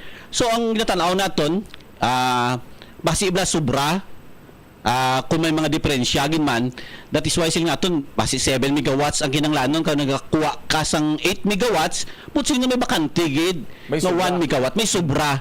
So ang sobra sini basi ang nagabayad mismo amo ang mga konsumidor sa Guimaras Electric Cooperative nga wala nila ginagamit.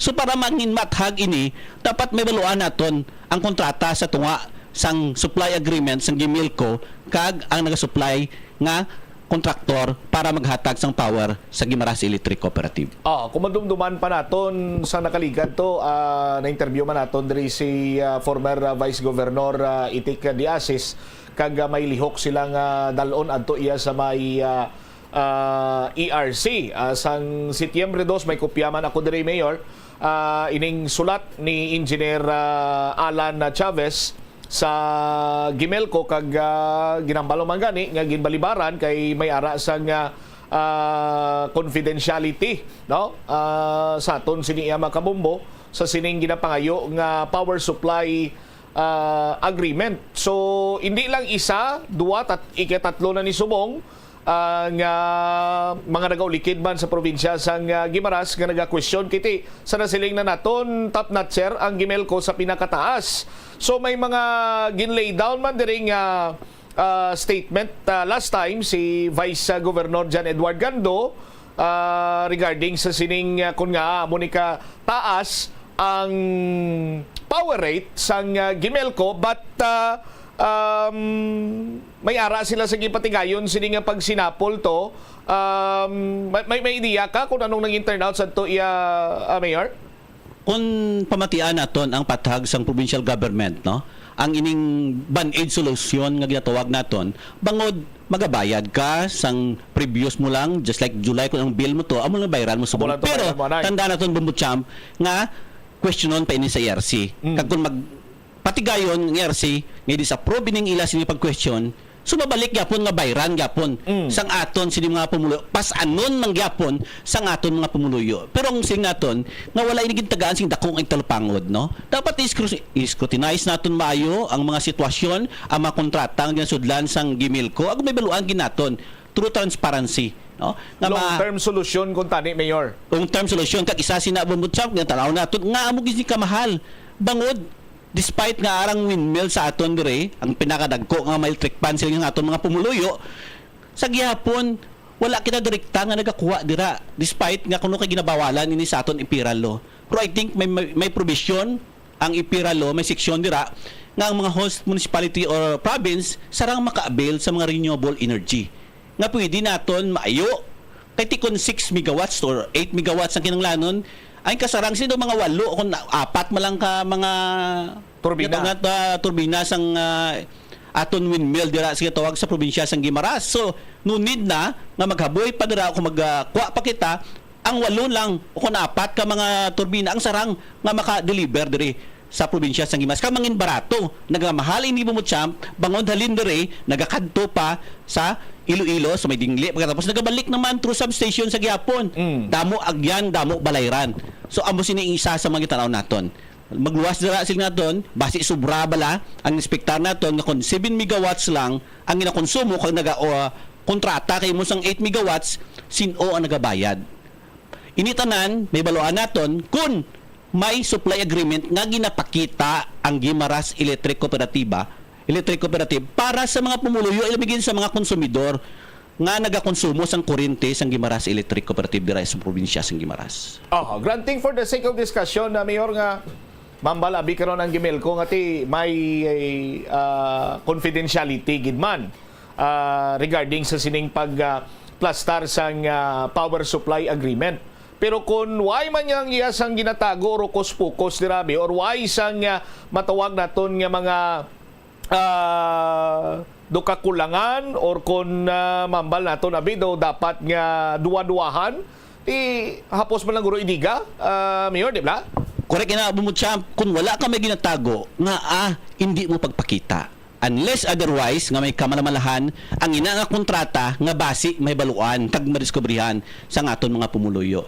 So yung aton gani bumutsamp nagdirekta na lang si Attorney Vicente Diases request sa ERC. Bangod hindi siya makapal dali sa kaso kung wala kita siniga kaigo nga dokumento nga i-support kag i-question ining natabo nga pagtimbuok nga more or less na kung round off madlaga sa 18 pesos ang per kilowatt. Sino nga negosyante nga mag-invest dira kung makita nila kag babalaan nga amo sini kamahal ang kuryente nga ginagamit kag ginabayaran dira sa aton sini probinsya. All right. Balik-balikan ko Mayor atong gin-mention mo nga band aid solution nga for kay ginabutang man diri sa sulat nga ining pagtimbuo kuno sang power rate makabig sini iyang natabo lang sang bulan sang Agosto. Now, ang ginkasugtan to, ang temporaryo nga solusyon sa provincial government is that nga ang previous sinini mo nga bill, amo lang to anay bayran mo. Granted for the sake of discussion, sang Agosto abe or sang July, ang bill mo is 5,000 pesos lang. Pagka Agosto abe, may ara ikaw sang 7,000 na. So, bayran mo ang 5,000. What will happen sa 7,000 nga sa bulan sa Agosto? Ano to 5,000 gyapon bayran mo or mabayad ka gid 7,000 liwat?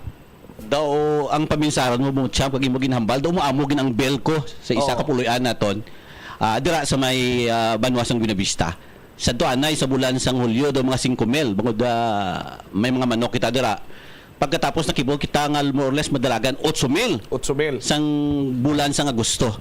So kung tanaw naton kung mabayad kita sang 5,000 kag kulato na to na sa charge gyapon utang man na kung bayran mo ina sa gyapon abi full nga 7,000 plus ang magwa kung i-refund na hindi man i-refund si mong kwarta i-deduct nila matamat sa imo bill. So dugin bayran mo man lang gali gyapon nga mahal amo gina sa gyapon ang sitwasyon. So ang natabo diri mo champ nga kung bayran mo lang sang 5,000 ang 8,000 mga bill abi sa bulan sang Agosto kay 5,000 nang imuya sang bulan sang July. So ang matabo pag-abot sang Disyembre kung may desisyon ang ERC mabayad ka man sa gyapon part gyapon ina sang balayran nimo. Hindi man mabalik sa imo tong sobrang 3,000 pesos kung magbalik ina bumutsam sa uli kung magdesisyon pabor iya sa pag-question sang sining kontrobersyal nga kilowatt nga taga 1765 hindi ni mabalik sa imong kwarta nga yatag sa imo 3,000 amat-amat ina nga ginadeduct sa bill. nimo. Oh, so punto sila dra nagbayad ka man galing hapon. Advance pa kung matabo. Advance pa.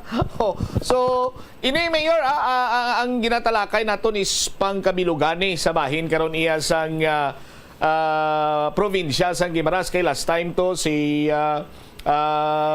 former Vice Governor Diasis nagplastar man sang iya sini iyang katuyuan para mahatagan sa kaklaruhan ini kag siguro later on masolusyonan man ang problema sa taga-probinsya sa Guimaras do pang kabilugan na ni karon niya mayor ang imo sini nga hatagan man sa ing tulupangod do kun mga pumuluyo pa sa probinsya sa Guimaras do pang gobernador subong ang galawan ni Mayor Eugene Reyes. Ang gata naton bumutsamp no bangod hindi lang ini para sa Buenavista ang nagakonsumo bilog nga probinsya sa Guimaras. That's why gina-question naton ini.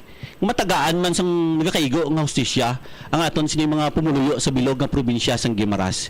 Bangod hindi malang ako, hindi malang taga Buenavista, kundi ang 5 ka makabanuhanan nga nagamit sang kuryente nagikan sa Guimaras Electric Cooperative ang nagasupler sa karon. That is why ang mga tao to singa tag 12 pesos lang yang more nga aton niya sobra gid lapit gid 18 pesos. Nya gusto ta mag-more, no? So anyway, sing naton tagaan naton ang singa kaigo nga talupangod. Tagaan naton kaigo nga solusyon nga mas madali agod hindi man matam-an, ha? Si ang bulsa sa aton sining mga pumuluyo dira sa probinsya sang Guimaras tanawa bala gakadto pa di ganin sililo para mangita obra pagkatapos buhinan mo pagid sang ila sining balayran sa kuna nagatimbuok sa karon.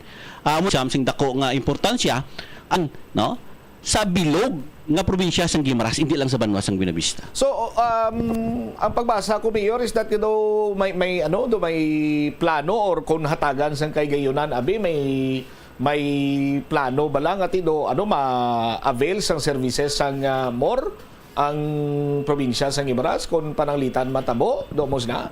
Ang pagkabalo ko po champ may ang tabo na sa I think sa Sineco, no?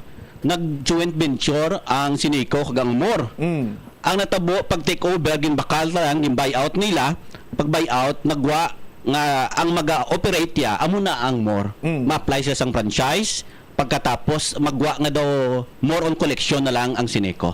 The same way kung sinuman dira ang makapungko kag may mga inisyatibo sarang ini mahimo ing kaso. Pero tanaw naton ang una naton sini mismo ang renewable energy nga ara sa may probinsya sa Guimaras. Nga hindi na kinahanglan pa nga magtabok kundi mabuhin lang kita bangod kita ang nag-host sang sining renewable energy. I think 20 city na kabilog 4 lang kinanglanon sufficiente na para sa probinsya sa Guimaras. Kung nagaduduwa sila nga hindi mahatag ini imposible. Bangod nagadaloy malang kasulubra malang kung kaisa dira gani bangod man kay sa madlos ang hangin especially sa sining mga bulan karon pakadto sa bulan sang Abril mamadlos ang hangin so mas madamo ang sarang ma-produce kag kanugon imagine mo mabayad ka pa sa submarine cable pakadto diri kag pabalik naman magabayad ka.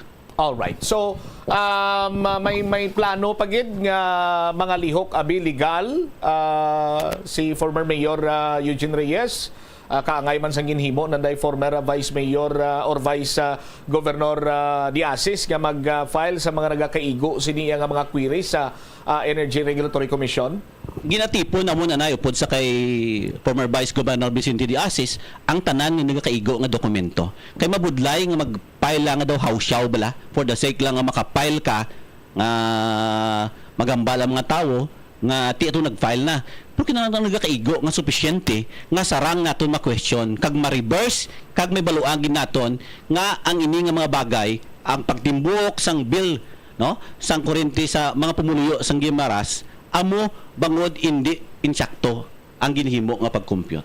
All right. Lastly siguro former Mayor Reyes kamo bilang karon pribado na nga pumuluyo sa probinsya sang Guimaras may lihok kamo nga himo dira masarangan nyo man sa inyo sini ako galingon sining resources pero though why kita nakabati nga ang provincial government hatag sa nagakigo ing tulupangod agud abi nga magpatigayon sa mga pagpangusisa investigation or ipatawag abi sa sanggunian dira kag istoryahon ining Gimelco, former Mayor Ria, sir? Isa ina sa mga gil-question man sa karon sa aton si mga pumuluyo, no? Nga wala ini matagal sing dako ang talupangod sang LGU, especially sang provincial government. Nga sarang scrutinize kay ti actually the best friend gigani ang general manager kag si Vice Governor John Edward Gando, no? Ang isa lang dira ang gitanaw naton, bangod I think may duwa ka mga board of directors nga ara sa Kapitolyo nga nagapungko bilang empleyado, at the same time nagapangalagad niya board of directors sa Guimaras Electric Cooperative. So kung tanaw naton ini mas komplikado kayo ang sitwasyon, no? Especially subong gakaltabo ini na-experience naton ang bulan sang Agosto, so gidabulbanta naton ano naman natabo sa bulan sang Septembre, ano ayhan kay 1765. Ano ang pagtimbuok sini, anong ginahimo sang Guimaras Electric Cooperative nga madipinsahan kag mapasigurado nga ang ato mga pumuluyo hindi na mag-supply sa bulan sa September 2024 ang ila sini nga paggamit sang kuryente nagikan sa Guimaras Electric Cooperative. Alright. Sige, Mayor, siguro dugangan naton ang pagpakigbahin or sa laysay magpakigangot liwat kami sa imo sa mga development regarding sa sining gina-hit zone nyo man nga queries kag sumuman na complaints sa bahin karon sa Gimelco dito iya sa may Energy Regulatory Commission. Mayor, thank you so much. Kag maayong hapon sa luwat. Nagapasalamat dat sang management sang Bombo Radio, bangod man sa paghatag sang tinion nga madala ini kag mapatag sa aton mga pumuluyo, no? Ang kakatabo nga pagtaas anong ginalihok naton kay karon ari kita sa pribado na upod sa kay Vice Governor John Edward Gando, Attorney Vicente Diasis, kag subong man sa kay former board member Alan Chavez nga mo man ang kaupod naton nga naga patigayon nga maka kuha sing kaigo nga dokumento agod i-support naton para man sa mga pumuluyo nga i-file naton sa ERC ang kaso sang ginapagpataas sang kuryente nga pinakamataas sa bilog nga Western Visayas. Salamat gid sa sa mga Gimarasnon, madamo magid nga salamat sa inyong mga suporta nga ginadala naton ini para man sa inyo kayuhan kag mangin maayo man ang aton sini probinsya. All right. There you have it, si former Buena Vista Guimaras Mayor Eugene Reyes. Isa sa mga concern amo iya ang presyo sang kuryente. Sa bisan diin ka lang local government unit magpadulong, amo nang ginalantaw gid, no? Kumusta ang power, kumusta ang water, no? Amo nang mga essential nga mga ginahusisa gid in terms naman nabi sa mga investor.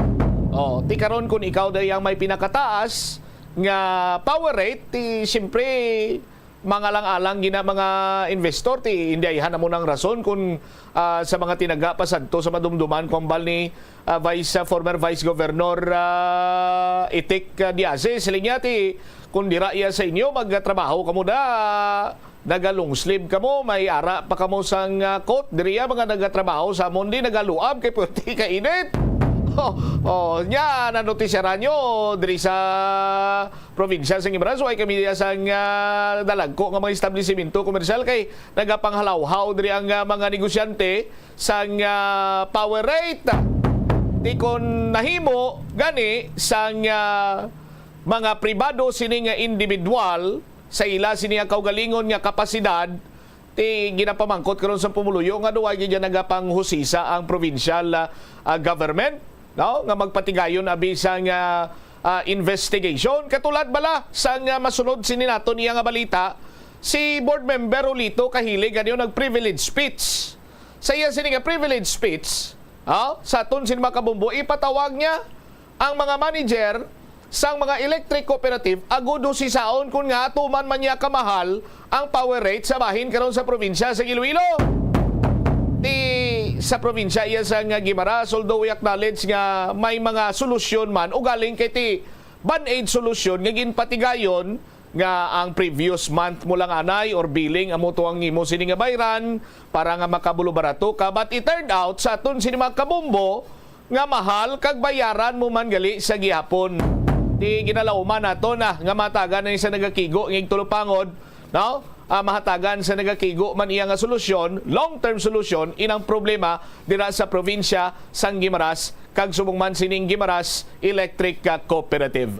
Pagbalik nato na Banwa, probinsya naman sang Iloilo, sa nasiling ko na si board member Kahilig nagpatigayon sa privilege speech, ipatawag niya ang mga manager sa electric cooperative sa probinsya husisaon kung nga tuman man niya kamahal ang ila sining power rate sa probinsya sang Iloilo. Balikan tayo ni matapos sa pila ka-importante nga mga panomdom. The Farmers Bazaar, your traditional public market with the touch of Plazuela Dos, ang isa ka lugar nga gintukod sa tion kag sa kasagsagan sa COVID-19 pandemic nga may tinutuyo nga maghatag sa imo sang safe marketing experience. Subong nga ang COVID-19 hindi na gid man dako nga pamahog kag nagapakadto na kita sa next normal. Rest assured nga ang Farmers Bazaar will further evolve agud nga magpadayon sa paghatag sa inyo sing satisfying marketing experience. The Farmers Bazaar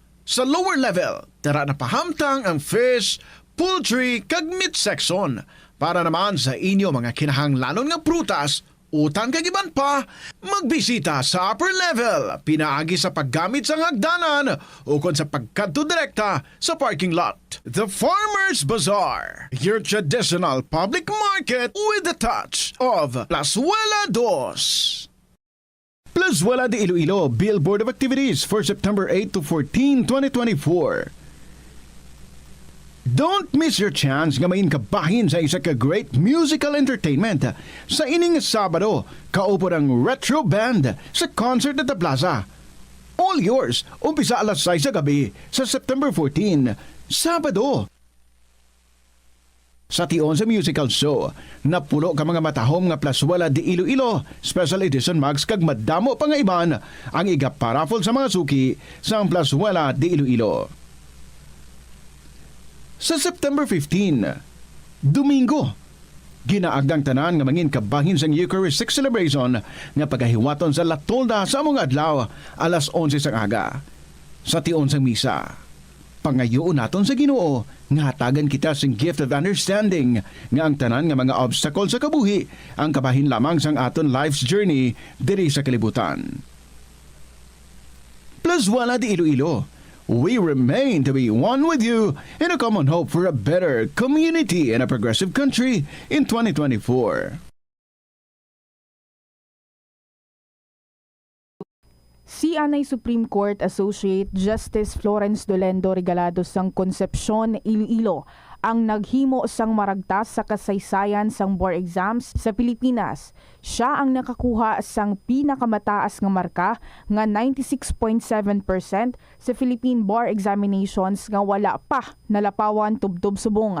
Nahimo niya inisad tong 1954 Bar Examinations. Natapos niya ang Associate Degree in Arts sang 1949 sa Far Eastern University kag abugas siya sa San Beda College of Law bilang cum laude sang 1954. Nagtuon man siya sang Master of Law sa University of Michigan nga natapos niya sang 1963 bilang isa ka Dewitt Scholar. Magluwas nga nangintanyag nga propesor sa sulod sang 30 anyos, nakilala man si Regalado nga eksperto sa patag sang criminal law.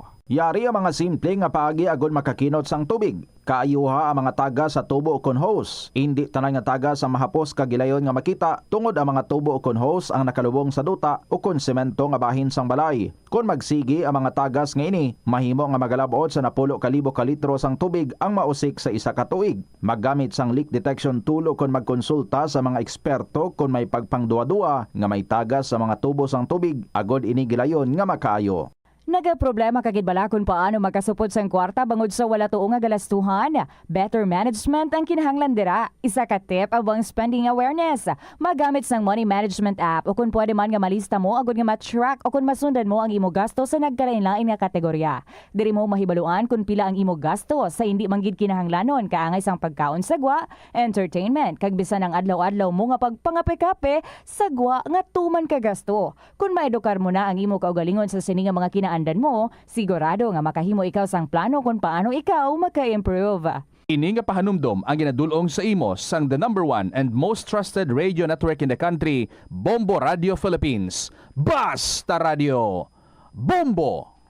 Sa patatas, masami ginahaboy na lang nato ng panit. Suno kay Dr. Cynthia Sass, isa ka nutritionist, ang panit sang patatas sa makabulig sa increased potassium intake. Ang potato skins nagaprovide man sang source sang iron nga isa ka essential mineral nga ang primary function nagalakip sang pagsuporta sang red blood cell function. Ini nga cells nagakontain sang dako nga amount sang hemoglobin, ang protein nga nagabind sa oxygen halin sa ginahaklo ang hangin kag ginadala ang oxygen sa bilog nga lawas. Hindi lamang sa genes o kuntugas ang katigulangon ang rason sa hair loss o kung pagkaunot sang buhok.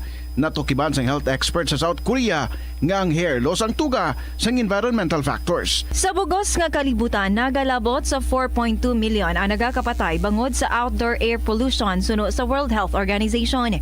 Mas sobra 90% sang populasyon sa kalibutan ang nagaistar sa populated areas, sa diin ang heart attacks, aggravated asthma, irregular heartbeat kag poorer lung function ang pila lamang sa epekto sang air pollution. Ang tambo o kung bamboo shoots manggaranon sa dietary fiber, low in calories kag power-packed sa essential nutrients. Sunod sa pagtuon sa comprehensive reviews in food science and food safety, ang phytosterols kag phytonutrients sa tambo ang ideal sa pagtunaw sang harmful LDL cholesterol sa lawas. Ang antioxidants sa tambo ang essential man sa pagpabaskog sa sulod kag sagwa sang lawas. Sunod naman sa pagpanalawsaw sang Journal of Ethnopharmacology, ang bamboo shoots mayara sang anti-inflammatory kag analgesic o kung killing properties. Paano bala magpain sang basura sa panimalay? Magpreparar sang separado nga suludlan para sa wet kag dry kitchen waste. Magpreparar sang duha ka mga suludlan para sa dry waste sa bilog nga balay, isa sa plastic kag isa sa papel. Ibutang sa isa ka suludlan ang mga bagay nga pwede pa magamit liwat ukon mabaligya kag ihaboy naman sa gwa sang puluyan pakadto sa basurahan ang mga wet wastes. Makakinot kag makakwarta ka na, makabulig ka patipig kag sa katinlo sang imo palibot. Hindi ako ne. Kada 39 segundo, may isa ka tawo nga nagakabiktima bangod sa paggamit sang computer. 8 ka milyon sa kada tuig ang ginaatake sang hacker. Likawan ang mangin isa sa biktima, mangin mahinalungon sa mga ginapanghatag nga impormasyon, protektahan ang kaugalingon, paggamit sang internet pasangkaron. Ini nga pahanumdom ang ginadulong sa imo sang the #1 and most trusted radio network in the country, Bombo Radio Philippines. Basta Radio! Bombo! Sa pagbugtaw mo sa aga, cold baladayon nga tubig ang imo ginainom? Ay, dali lang, wait a minute, para sa ininit. Suno kay Dr. Deborah Weatherspoon, isa ka advanced practice nurse, mas maayo nga mag-inom sang alabaab nga tubig sa aga. Paathag ni Weatherspoon, iniya nagabulig sa lawas nga magpagwa sang toxins kag naga-improve sang imo blood circulation. Sa mga babayi, ang pag-inom sang alabaab nga tubig ay nagabulig man kung ikaw nagasuprer sang period cramps. Kung sa dalan, importante ang speed bumps, amo man ina sa imo galastuhan. Butang kasang slow down nga barriers para mahagan-hagan ang imo galastuhan. Lakip sa sini amo ang pagkakasin ng payment information alin sa shopping apps o kon mobile devices, paghimo sang barriers sa tunga sang shopping cart kag check out. Hindi ka man mag-subscribe sa promotional email sa context kung nabudlayan ikaw mangindi sa sale. Kung kakasun mo ang convenience sa spending, mas makasave ikaw sang imo pinangabudlayan nga kwarta kag sigurado nga malabot mo ang imo financial goals. Ini nga pahanumdom ang ginadulong sa imo sang the #1 and most trusted radio network in the country, Bombo Radio Philippines. Basta Radio! Bombo! Ang Iloilo ang pinakauna nga syudad sa luwas sang Manila nga nakaangkon sang direct shipping lines padulong sa iban nga mga pungsod. Halin sang 1855, nagaserbe na ang Port of Iloilo nga alagyan sang mga international shipping lines nga halin kag padulong sa Australia, Hong Kong, China, Singapore, Europe kag Amerika. Report sa aton sini nga mga taga Palamati, ang voters registration ni former City Mayor Jed Patrick Mabilog ang iya sining gin-reactivate. Sa aton sini nga mga kabombo, yari ba lang kamahin sang pagpakigangot sang Bombo Radio sa legal counsel karon ni former City Mayor Jed Patrick Mabilog nga si Attorney Jeric Hukaban. Yes, nag-apply siya for reactivation sa iyang voters registration. I can confirm that. And we are assisting him sa inaang effort. Hindi na namon ma-deny kay nag-file na gid man siya. So for whatever legal purposes, what is confirmed is that na naka-file sa iyang voters reactivation. Yes. May ara pa na hearing nga matabo before gid man officially ma-reactivate ang iyang registration. But as I've said, I can confirm that the former mayor has decided to apply for reactivation.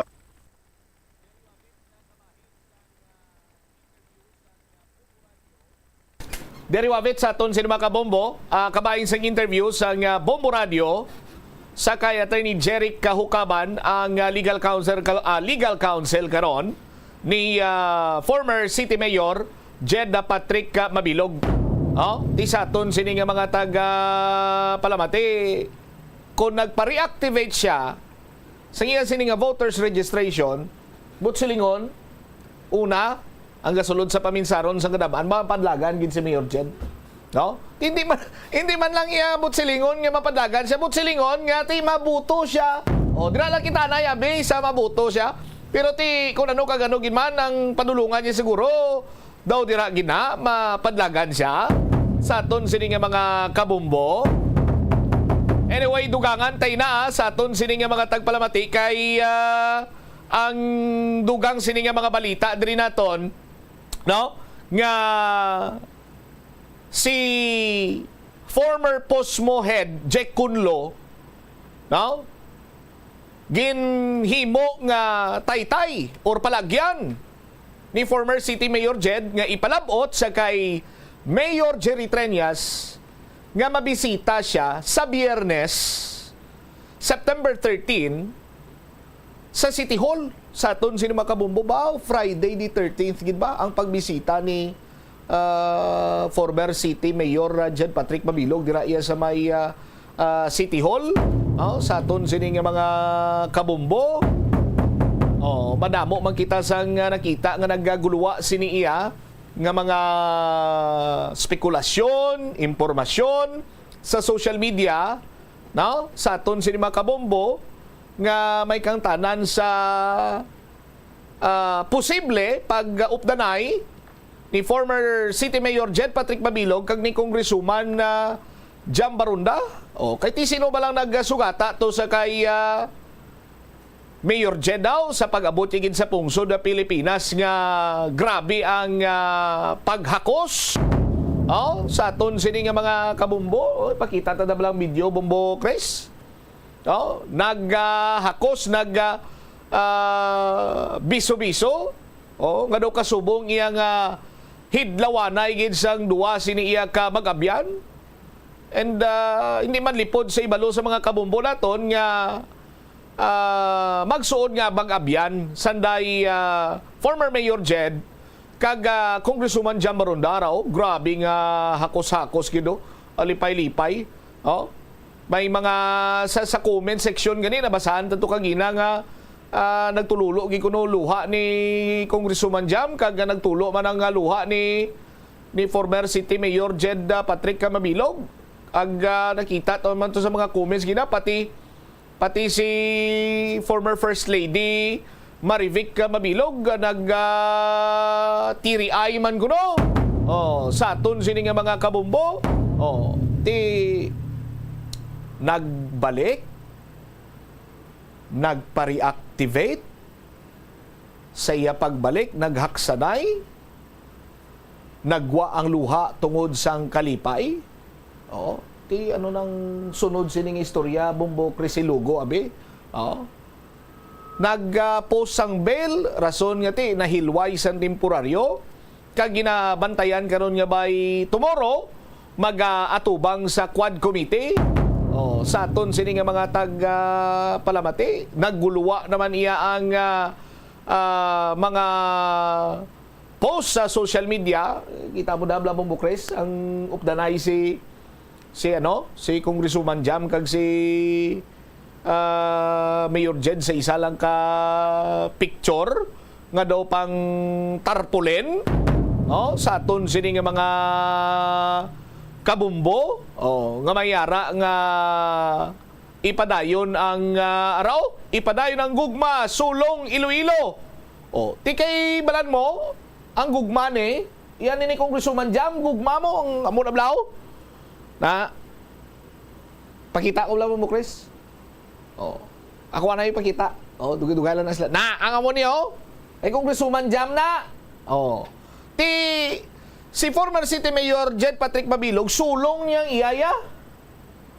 Sulong niyang iya ti do nalipat ti pito na katuig gawa di si former City Mayor Jed nalipat ko sa iya sini nga mga senyales bla kun ano.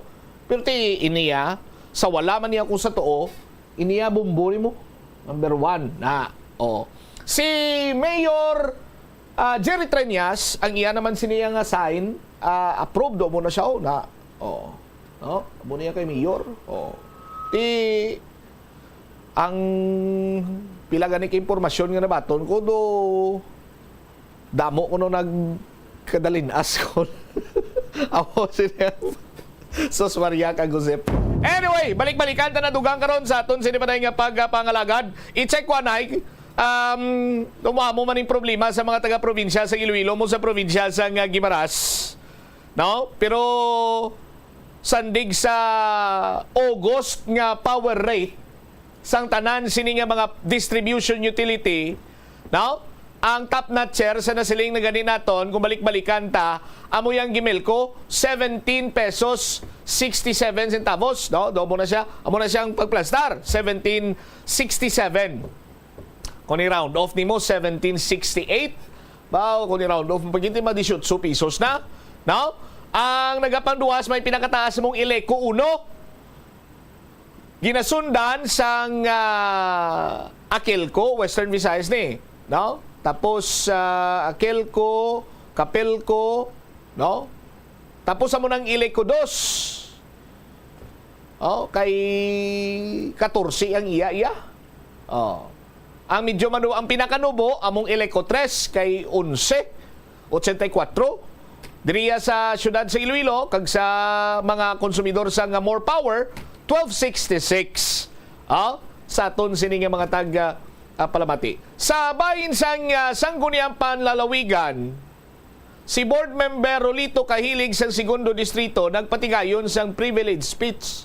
Kag saya sini nga privilege speech sa aton sini mga kabombo, luyag niya nga ipatawag ang mga manager sang tagsa ka electric cooperative sa probinsya agod hibaluon, husisaon, imbestigaran kung nga mahal ang ila sini iya nga power rate. Ti kunang pinakamahal gani iya sa bahin sa probinsya sa Iloilo pilato 16. Nagpatigayon na sang privilege speech ang isa sa mga board member nila. Tinga sa probinsya sang Guimaras siya private citizen pa yang naghulagaw. Anyway, check ta si Bombolin si Madilin sa report ta please come in.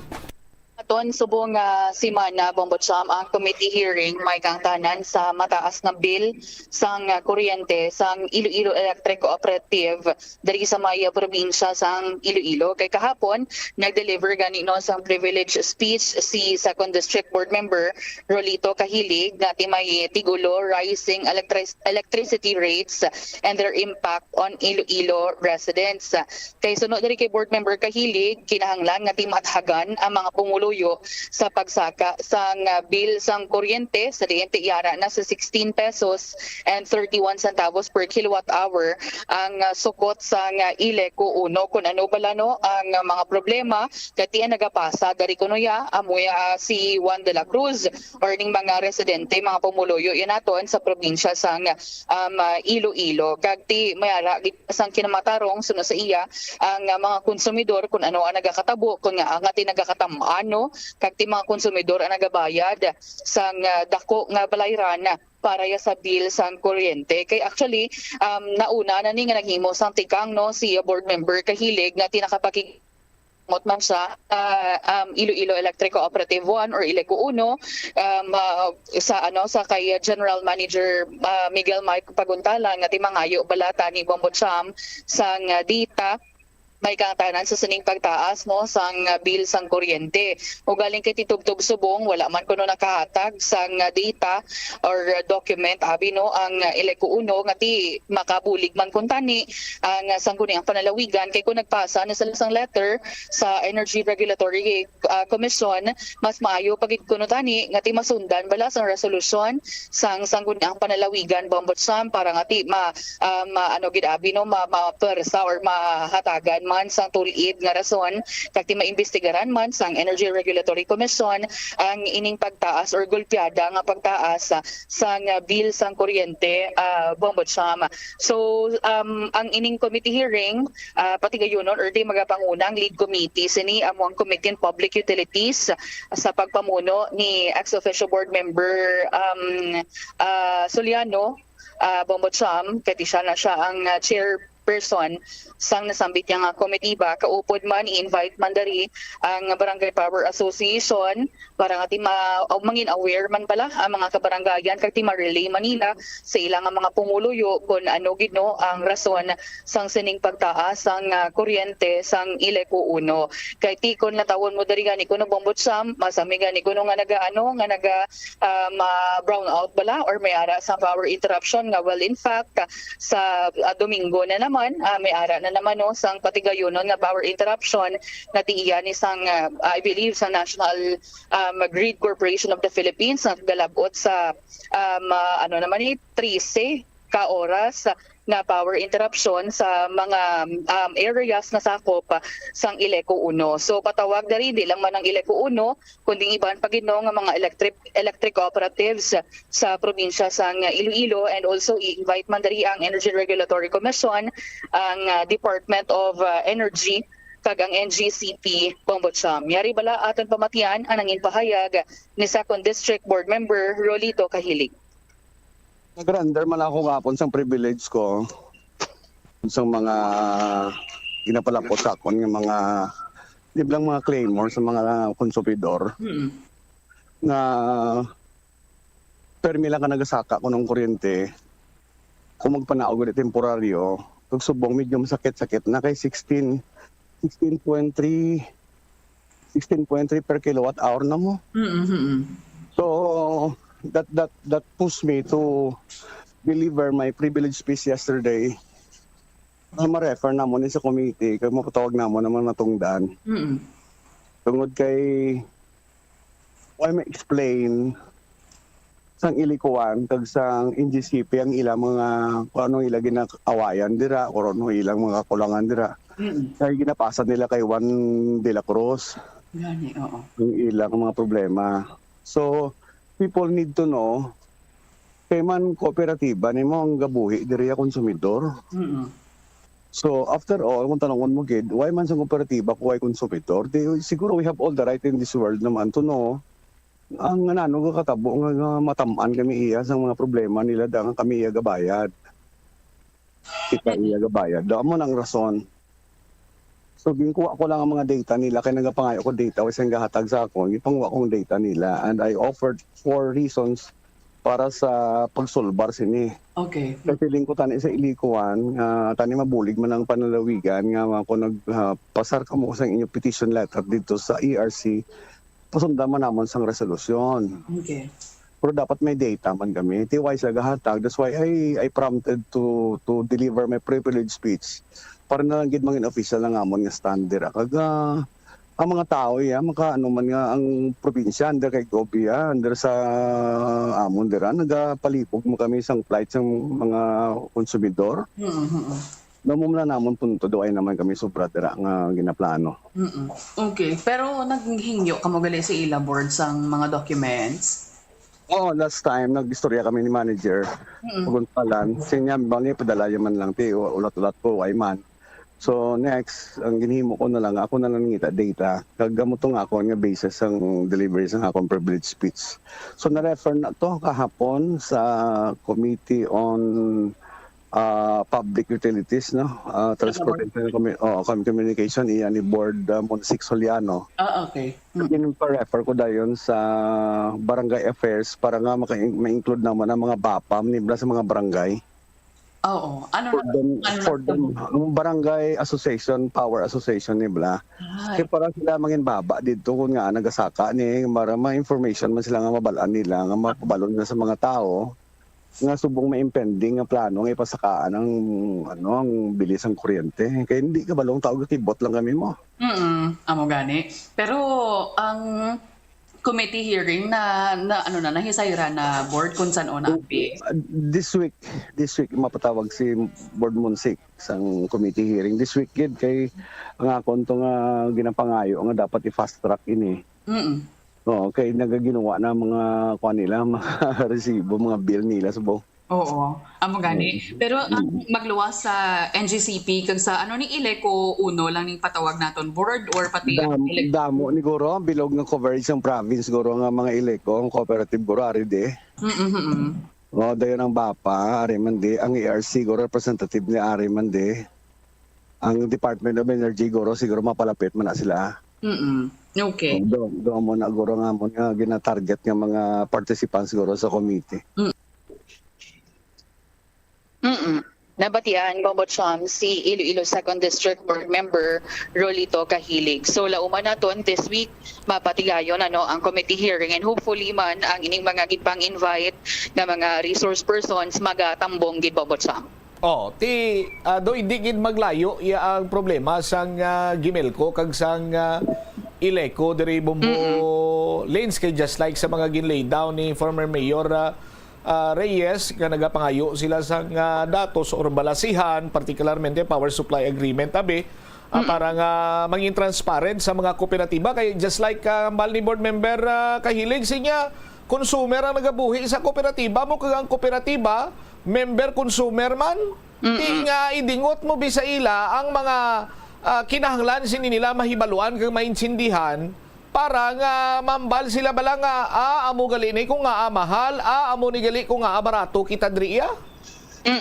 Amo gani Bombot Cham. So pasasining pagpatigayon or ining patigayonon na committee hearing kabay pa nga ti maathag ma-explain sang maayo kung nga ang nagtaas ang bill sang kuryente sa mga pumuloy especially sa August Bombot Cham nga bill kay sining nga September do may mga due dates na ni sila nga dapat bayda nila ilang mga kuryente nga ti sakopya sang mga electric cooperatives diri sa aton sa probinsya sang Iloilo. All right. Ini si Bombo Lindsay Ermitanyo Bade para sa the number 1 and most trusted radio network in the country, ang Bombo Radio Philippines, Basta Radio. Bombo! Salamat gid Bombo Lindsay Bade. Kag nakaibalo kita nga ang mga pumuluyo sa probinsya sang Iloilo, nagapasalamat gid nga hatagan ini sa nagakigo ing tulupangod, sang provincial government, particularmente sa bahin sang Sangguniang Panlalawigan. Amo na ni ang mga nakitaan ni board member Rolito Kahilig, that is why nga nagpanikasog isya nga mag-deliver sa privilege speech kag magpatigayon sang committee hearing. So kumbaga pa may lihok para nga mapangitaan sang solusyon, hindi kay solusyon man pero temporaryo and eventually sa aton sinimatag palamati mangin problema man gali later on. Sa aton sini nga mga kabumbo di kabay pa kung tani amo man sini ang treatment sa provincial government tira sa bahin sa probinsya sa Guimaras sa aton sini nga mga tagpalamati sa liwat we acknowledge ang lihok sadto ni former Vice Governor John Edward Gando kag naibaluan naton nga way man sang tinutuyo nga malain ang Vice Gobernador kunti kayuhan man sa mga pumuluyo sa probinsya sa Guimaras mo but sa bahin naman karon iya sang mga former official and now acting on their private capacity nga sa gihapon yara ang pag-ulikid sa probinsya nagahimo sila sa mga lihok man karon nga mangin malawig sa aton sini nga mga kabumbo ang ginanamin ko nga malawig sa malawig nga tion bala nga solusyon nga maangkon sa mga konsumidor hindi kay band-aid solusyon o kun do kasubong iyang temporaryo nga sahi iya sang solusyon banwa. Kay ti pinsaraman bala kung mahal ang power rate, mahal ang bilis ang kuryente sa isa iya ka local government unit. Mayara ini sang economic impact. Ang economic impact sini banwa magapataas man sang presyo sa mga produkto kag sa mga serbisyo. Kaya ti siyempre dira nila bawion mo. Kung nagagamit sila sa nga kuryente, mahalang ila sini iya nga ginabayaran, ti siyempre bawion man nila sa mga produkto ni sininila kag sa ila sini nga serbisyo. Ti dubli gid bukol karon, di lang kay dubli, triple gid bukol sa mga pumuluyo. Ti magaumpisa na ang pagsaka sang inflation, masaka man ang presyo sang pagkaon, no? Mga industrial products, ang mga producer sa aton sini nga mga kabumbo, usually sina ang automatic na nga nagakatabo, ipapasan man nila sa consumer ang ila sini nga cost sa aton sini mga kabumbo. Kag ang competitiveness sa pila ka mga produkto ang madula, no? Sa aton sini matag palamati kung ikumparar nimo sa mga imported nga mga goods sa aton sini mga kauturan, ihamakon mo sina ti pagpanimaho sang sangguniang panlalawigan sa probinsya sa Iloilo, naghimo sila dayon sa mga nagakigo nga tikang. Sa probinsya ya sang Guimaras, naghimo man sila sa nagakigo nga tikang, pero ang paglantaw sa mga pumuluyo, band-aid solusyon. Ti may mga individual nga nagapanikasog para nga mahatagan sang long-term solusyon ining problema dira karon, kag kabay pa nga mangin favorable sini sa ila kung ano man ang ila sini nga ginahikutar. Pero tiyan mo na no? Daw wala gid ginahatagan sa nagakigo sini nga pagtamod sa mga opisyales dira karon sa probinsya man sang Guimaras. 55 minutos na nakaligad sa takna sini nga launa. Si Mr. Jack Kunlo ang bago ginamang nag-resign bilang POSMO head. Nagpahayag nga nagpadala sang mensahe sa iya si former City Mayor Jed Patrick Mabilog nga magabisita ini sa Biyernes, September 13, possible Biyernes, September 13, sa Iloilo City Hall, kaghambal sang anay alkalde niya i-relay ang mensahe sa kay Mayor Jerry Treñas. I-check pala naton ang mga impormasyon kaupod sa kay Bombo Angel Tan. Sa aton man sini nga mga tagpalamati kag try naton karon bi pabati ito ang bilog nga interview ni isang Bombo Radio Philippines, no? By Bombo Roger Hensianeo sa kay Attorney Jeric Hucaban nga mo karon ang legal counsel ni City Mayor or former City Mayor Jedda Patrick Mabilog, no? Sa aton man sini karon iya nga pagpangalaga diri sa Bombo Radio Iloilo. Ara na si Bombo Angel kon for the meantime abi ang interview sa Bombo Radio Philippines through Bombo Roger Hensianeo dito iya sa may Makati News Center sa kay Attorney Jeric Hucaban. Si Mayor Mabilog malipayon gid nakita ko ang iyang kalipayon kahapon sang nag-abot sa diri sa Pilipinas kay na-miss niya gid abi mo. Dugay na siya ga plano nga magbalik. Galing nagahulat na siya sang insakto balang sitwasyon. Kung sa diin sa pamatyagan niya, ang aton nga judicial system will be fair and would dispose nga justly yung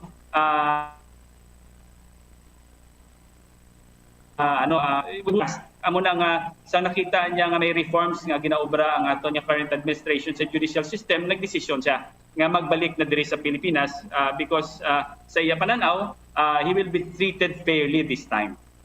Attorney, some clarifications nag-abot sa diri sa Pilipinas kahapon, that was 11 o'clock sa aga.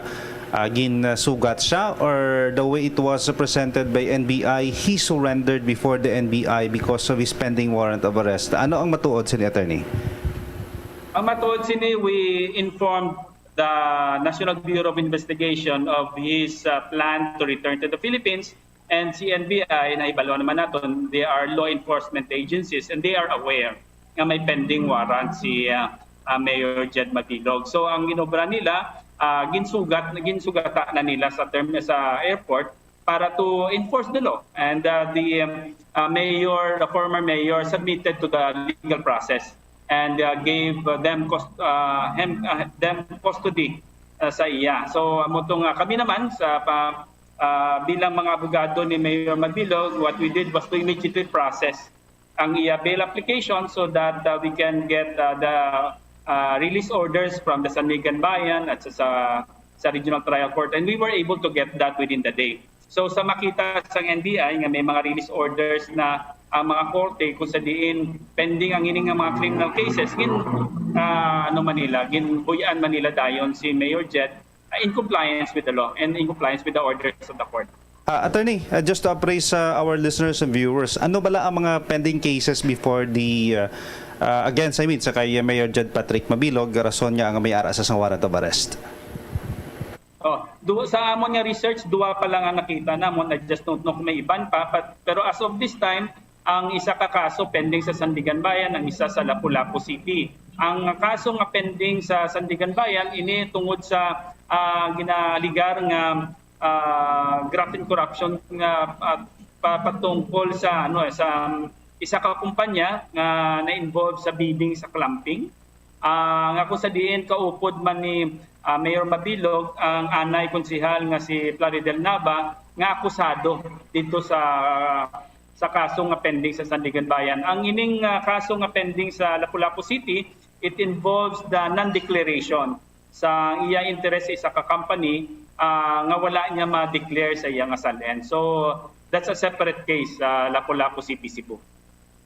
Attorney, on the other hand, is it correct nagpiansa sa 90,000 pesos and there will be arraignment sa iya sining kaso before the Sandigan, Attorney Hucaban? Yes, automatic na. Once you post bail, nag-post bail, of course, 90,000. Once you post bail and the judge or the justice orders for your release, they will at the same time, they will set the hearing for arraignment. So may ara na siya schedule for arraignment. Nagpuli si Mayor Jed Patrick Mabilog, madamo sa naghahangla sa iya sa pagpuli diri sa Pilipinas and even sa Iloilo. Primarily nagpuli siya because to clear his name. No sense about politics, although daw nalamuran sa politika. From your end, what was the instruction, Attorney Hucaban? Well, the primary reason nga nagbalik siya is to really cleanse his name. Kasi dugay niya na gusto tinluan ang ngalan niya tungod nga na lamita siya sa issues ang drug protection, pero hindi lang tama ang tion sa time nga sa previous administration. So nagbalik siya essentially primarily para tinluan ang ngalan niya. At the same time, tinluan man ang dagta pala nga nakakonect sa ngalan sang siyudad sa Iloilo. Pero siyempre tungod nga kaagi sa mayor sang siyudad sa Iloilo, kag may palabuton kita ng election next year, hindi gina ma-set aside ang issue nga politika nga pag-istoryahan. Pero sa amon pag-istoryahan ay kagapon, ang hambalin sa ako, focus na kami sa mga legal issues niya o galing na lang istoryahan ang parte sa politika. So wala pa kami klaro nga ginistoryahan parte sa politika, but my role as a lawyer, if ever he decides to really run, then we will give him options. We will assist him to ensure nga he will be qualified to run. Pero sa subong wala pa sang ginaistoryahan sa amuna nga aspeto or issue. And but silingon sa niya si Mayor Jed Patrick Mabilog magapabilin diri sa Pilipinas, Attorney, for such a long time. Kido October ang iya sining arraignment? He is now subject to the jurisdiction sang aton mga korte. So he is required nga dapat magtinir diri sa Pilipinas. But of course, we understand nga may pamilya sa Sagwa sang Pungsod. So from time to time, he may decide to leave the country to visit his family abroad. what we will do is just to ask for permission or authority from the courts to allow him to travel. But given the pendency of the cases here in the Philippines, he will be staying here most of the time. Ang pagkanto niya dito sa may iba niya pungsod, if I would understand, primarily he was Canada-based or United States of America-based, attorney? Canada ang iyang pamilya, so most of the time sa Canada siya, but of course tungod nga adjacent lang ang Amerika sa Canada, from time to time nagkadtong siya sa Amerika, and in fact ang iyang travel documents were processed by our consular office sa may New York, USA, hindi sa Canada. Okay. Isa pa gid ka bagay, of course, lamuranta lang gid manis ang politika, kay may gamay nga tensa nga politika. Mahimo na gyud madamo sa nagyud pamangkot. Ano nagpa-activate na sa iya sining registration si Mayor Jed Patrick Mabilog na pabalo niya bala ikaw sini attorney, may kang tanan sinadira? Yes, nag-apply siya for reactivation sa iyang voters registration. I can confirm that. And we are assisting him sa inaang effort. Hindi na namon ma-deny kay nag-file na gid man siya. So for whatever legal purposes, what is confirmed is that na naka-file sa iyang voters reactivation. Yes.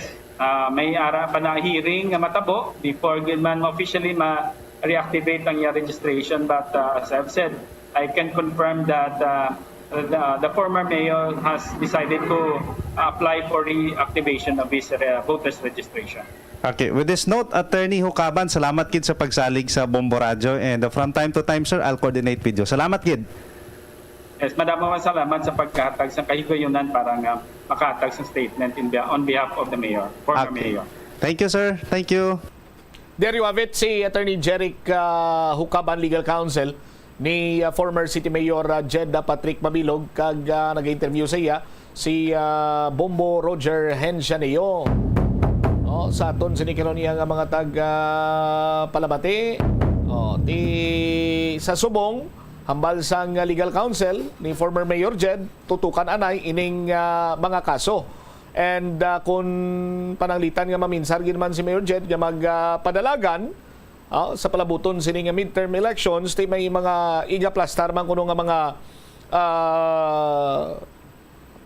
choices, no, or pililian or talamdan abi per se sa ton sining mga kabombo suno pa sa sining abogado kung ini ang may tuyo giman nga magpapili sa Mayo 2025 nga elections. Sa aton sini karon iya nga mga kauturan. Check ta bala si Bombo Angel Tan kay mabisita kunong alkalde, former mayor diri sa may City Hall. Agang ginimo niya nga palagyan sang mensahe agud nga makalabot ini sa kay City Mayor Jerry Treñas amo si former Posmo head Jay Kunlo. Galing kino may balasahon man niya sa lihok lately ni Mr. Jay Kunlo kay nag-resign siya as Posmo head ay nagbiya pagin siya sa Uswag team. Check ta si Bombo Angel Tangel sa report na please kami. Nagkatalan na Adri Bombot siya magbisita sa bahin sang Iloilo City Hall si former Mayor Jed Patrick Mabilog. Ini matapos mag-confirm sang anay head sang Posmo nga si Mr. Jack Punlo, matapos na confirm niya nga hindi ini siya mag-upod sa line-up na ni Mayor Jerry Treñas sa pagkakonsihal para sa 2025 election. Sa interview diri sa Bombo Radio kay Mr. Punlo, iging pahayag nga nagtawag ini siya una anay Bombo Chama sa paghalin niya sa line-up. Nagtawag ini siya kay Mayor Treñas para mag-resign siya sa iya pag-resign kag paghalin sa line-up bangod man sa mga personal nga rason. Suno kay Mr. Kunno, ginkalipay maniniya ang nangin response ni Mayor Jerry Treñas sa pag-intindi niya. Patag niya wala siya, kung wala sang may matabo nga pagsaylo sang grupo, may kaangtanan man sa pagbalik ni former Mayor Jed Patrick Mabilog diri sa bahin sang Iloilo City, kundi nag-resign ini siya bangod nga ti for personal career niya Bombo Cham, kag ang isa pa gid niya karason hindi niya gusto hatag sang conflict o kung abig ginamo kay damo ang mga istorya nga nagagwa bangod man sa nagahilapit nga eleksyon kag sa pagbalik ni former Mayor Jed Patrick Mabilog diri sa bahin sa Iloilo City. So hindi man lipod sa ihibalo sang pila natin ka mga kabombo nga si former Mayor Mabilog ang nag-appointed kay Mr. Jack Kunlo sa iya abi nga posisyon sadto bilang head sang Public Safety and Transportation Management Office.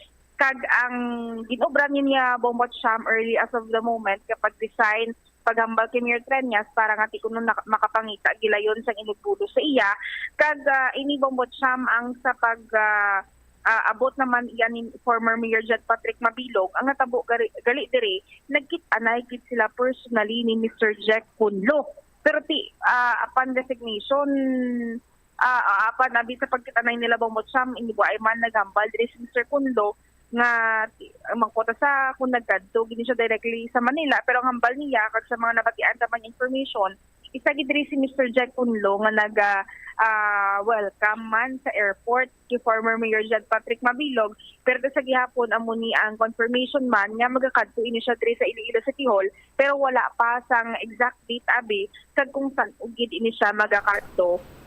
So hindi pa to siguradong September 13?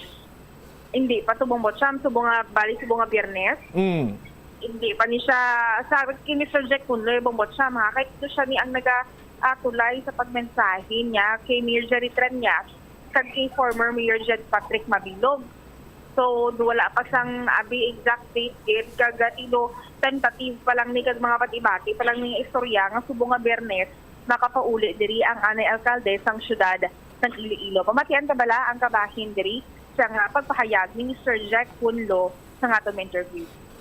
Nagtawag ako kay Mayor Jerry Treñas para ipabalo siya sa akon nga plano no with regard sa atong resignation kag pag decision man hindi na magdalagan kag nakaistorya kami ni former Mayor Jed Mabilog kag ginpalabot niya man nga kung kaistorya kami ni Mayor Treñas ipalabot lang nga magabisita man siya no dira sa may City Hall. Hindi man siya related sa election no. Una may mga gitan-aw man tano nga mga oportunidad sa aton and ikaduha so kailan naman natin magdesisyon para nga maka-giveaway kita sa grupo nga maka-decide man no kay hindi ba pwede nga aton butang salang-alang ang aton grupo pod kay Mayor Jerry Treñas nga gulpihon lang naton no so para may time pa nga may bulo sa aton kag amo na no para man nga hindi man siya maka-create plus ang conflict no kay way man ta kabalo kay damo man nga speculate pero aton mas ginpakpayo naton yang interes sa grupo kaysa interes ng aton nga personal. Nami gid no, gapasalamat gid ko kay Mayor Jerry Treñas no dako gid akong pasalamat sa iya no. Taas akong respeto kag palangga akon si Mayor Treñas. That is why nga nagdesisyon ko sa iya, nagtawag ko sa iya kahapon kay ang dugay og na mo ni Mayor Jerry Treñas no 2007 pa lang leader na kita ni Mayor Jerry Treñas and nami no ang amon nga surihanay kag pala ni man si Mayor Jerry Treñas no basta kung ano ang desisyon sang mga tao nga nagupod siya kag nagaprangka ini gina-suportahan niya gid na. Okay. Sir Jack, ano na yan, sir, nga personal reason, sir, ang imo, sir, nga, or like, kung pwede, sir, ma-divulge siya, Sir Jack? Hindi ko na ikid mahambal ang Bobo Angel but i-update ka mo no once may mga confirmation na sa mga career nga bago nga aton itahak. Wala no tagaan naton ang grupo nga sila magpili no so why kita may refer o may endorse. I think tanan serving man pero hindi ako ka single out kung sino no kay gapati man kita nga ang quality sa lineup magidabutang ni Mayor Jerry Treñas isa na sa mga number 1 din nga mga tawag sini qualification no so tanan nga i-consider nga mga ngalan nagapati kita nga qualified din. Hindi man wala man siling nga nag-contract but well, to be honest, nagkitay kami, no? Nag-met kami, no? Kag, kamusta ko siya, no? Kag, of course, muna. Kag, muna hambal ko sa iya, nga after sa among discussion, muna, no? Makutawag ko si Mayor Jerry Trillanes para ipalabot man sa iya ang aton nga plano nga mag-resign kag ginpalabot ni former Mayor Jed Mabilog nga magakadto siya sa City Hall. Yes, makadto pero wala pa sang schedule, no? Basta ang nahidlaw man no si former Mayor Jed sa aton dira sa City Hall, so magabisita siya. Is this proper term to say nga masaylo ka with former Mayor Jed Patrick Mabilog, sir, that because manabi nga nagbuya ka sa imo abi sir sa ginhatag ni Mayor Trillanes nga posisyon sa imo kung tani sa line-up, Sir Jack? Wala sang saylo na diri nga istoryahan mo, Angel, no? Hindi na option sa aton ang mga saylo, no? Again, that is why nagpaiway kita kag hindi na kita padlagan kay tungod nga hindi option sa aton ang magsaylo. Okay. Sir Jack, nagkanto ko gali sa Manila, sir? Basta nakita kami, no, to confirm everything sa arrival. So, Butsilingon, ara si Sir Jack pag-abot ni Mayor, kay may iban pagin ko nga laragway yung nakita diri nga mga malapit pagin niya sa malapit man kay former Mayor Jed, nga ara man dito. Jesyo. For example, iya sining executive assistant sadto. May isa pagid ka executive assistant yaman anay nga sumundo sa Kapitolyo naman ara man didto. Tapos si Mr. Jack Kunlo abi, si Congressman Jan Barundabaw, mga malapit gali nga tao gid ang nagsugata sa Jel dito sa may airport. Actually, bang Batsyam, kahit una diri ang pagkabalot naman lang, nag-contact lang man si Mr. Jack Kunlo, pero isa mismo nag-confirm man, na nagkadto ko siya personally. Nakit-anay sila personally ni former Mayor Jed Patrick Mabilog. May nadumduman bala ako, Jel? Ano to? Bombo Crisley ko bla play isang video na o isang footage na alin sa puno-puno.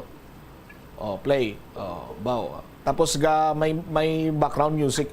Kay tagal mo nang nawala, babalik ka rin. Doon mo nang gasulod sa paminsaro ko nga background music, Jel?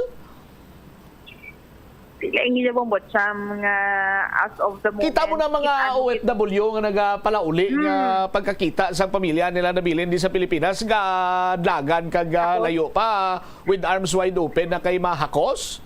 Doon mo amo giniyo. Amo na kay bang Batsyam kay tikit anaton dala nga kumbaga kitaan mo kit sinukit dala ang mga tao nga masaligan nimo nga mapaghalin nimo ara sila pagbalik mo ara man sila sa gihapon bang Batsyam. Amo ni pala pero with this one kitaan sa pagis subong man nga adlaw abi ning labay man bang Batsyam do related man ni sa pag resign o kung resignation ni Mr. Jack Kunlo ang pag-change pagidbala sa profile picture ni Councilor Cedric Cabaluna Bombotsam sa mga kabombo naton kit ano man to di ba kanina nga tido nag-comment nga pila ka mga supporters ni Congresswoman Jam Baronda pabuasan ta na guro si Sidpre kay alang-alang na akong timpo dyan nilang taguro alay kutong kay Jack Kunlo. Kabay pa may sindialo no lang alang naging ko, Jel. Thank you again. Amo na bang Batsyam bantayan ta diri ang pagbalik man former Mayor Jed Patrick Mabilog diri sa bahin sa Iloilo City Hall kati kinabulupan ta. Kag with the information man nga subong nga si Mana makabalik ini siya kag kung ano sini ang mga resulta man sa pagkitanay nila ni Iloilo City Mayor Jerry Trillanes. Ini si Bombo Angel Pichiliertan para sa the number 1 and most trusted radio network in the country, ang Bombo Radio Philippines. Basta radio, Bombo. Salamat kida Bombo Angel Tan. Pila gani kami long konsyal? 12, no? 12. Ti masamigi na mention ni former City Mayor Mabilog, Sed Frey, Jack Start, Shin, Rice,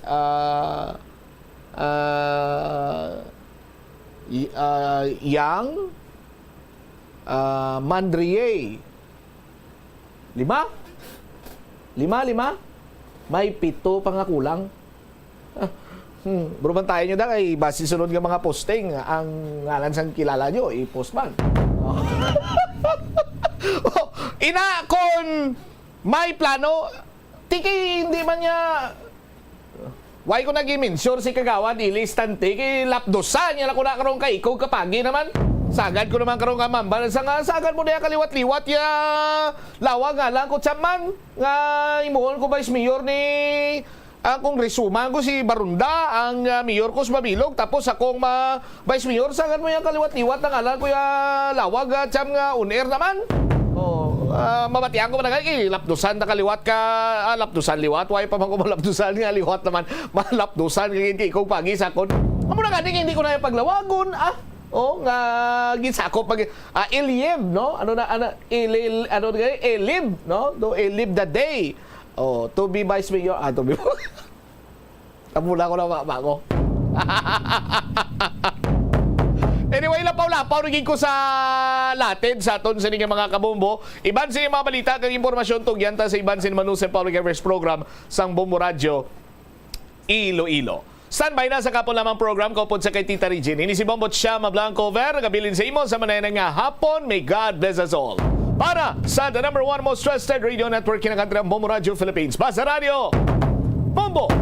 The Farmer's Bazaar, your traditional public market with the touch of Plasuelados, ang isa ka lugar nga gintukod sa tion kag sa kasagsagan sa COVID-19 pandemic nga may tinutuyo nga maghatag sa imo sang safe marketing experience. Subong nga ang COVID-19 hindi na gid man dako nga pamahog kag nagapakadto na kita sa next normal. Rest assured nga ang Farmer's Bazaar will further evolve agud yung magpadayon sa paghatag sa inyo sing satisfying marketing experience. The Farmer's Bazaar. Sa lower level, tara na pahamtang ang fish, poultry, kag meat section para naman sa inyo mga kinahanglanon nga prutas, utang kag iban pa, magbisita sa upper level, pinaagi sa paggamit sa hagdanan o kon sa pagkadto direkta sa parking lot. The Farmer's Bazaar, your traditional public market with the touch of Plasuelados. Plazuela de Iloilo Billboard of Activities for September 8 to 14, 2024. Don't miss your chance nga mainkabahin sa isa ka great musical entertainment sa ining Sabado, kaupo ng Retro Band sa concert at the Plaza. All yours, umpisa alas 6 sa gabi sa September 14, Sabado. Sa tion sa musical show, napulo ka mga matahom nga Plazuela de Iloilo Special Edition Mags kag madamo pa nga iban ang igaparafol sa mga suki sa Plazuela de Iloilo. Sa September 15, Domingo, ginaagdang tanan nga mangin kabahin sang Eucharistic celebration nga pagahiwaton sa Latolda sa among adlaw alas 11 sang aga. Sa tion sang misa, pangayoon naton sa Ginoo nga hatagan kita sing gift of understanding nga ang tanan nga mga obstacle sa kabuhi ang kabahin lamang sang aton life's journey diri sa kalibutan. Plazuela de Iloilo, we remain to be one with you in a common hope for a better community and a progressive country in 2024. Wala sang adlaw nga ginapili ang mga aksidente. Gani ari ang mga tips nga dapat tandaan sa tion nga nagamaneho. Una, regular nga i-check ang kondisyon sa salakyan, lakip diri ang tire pressure, bastante nga oil kag brake fluid, kag ang side mirror ang dapat nga yara sa insakto nga anggulo. Siguraduhon nga hugot pa ang mga breakers kag matinlo ang air filter. Ikaduha, mag-seatbelt apisar malapit lang ang kaduan. Ikatatlo, mag-signal sa tion nga nagaliko. I-on ang signal light kung ikaw ang yara sa ginabanta 300 katapaka halin sa imo likuan. Ini nga pahanumdom ang ginadulong sa imo sang the number one and most trusted radio network in the country, Bombo Radio Philippines. Basta Radio, Bombo! Hindi man malain ang mag-loan, ilabi na kun major ang imo balaklon. Kaangay abis ang balay o kun salakyan nga kinahanglanon mo gid. Apang panugyan bala sa mga eksperto, kun dako gid ang imo baklon, ang cash gihapon ang best, safest kag cheapest nga option.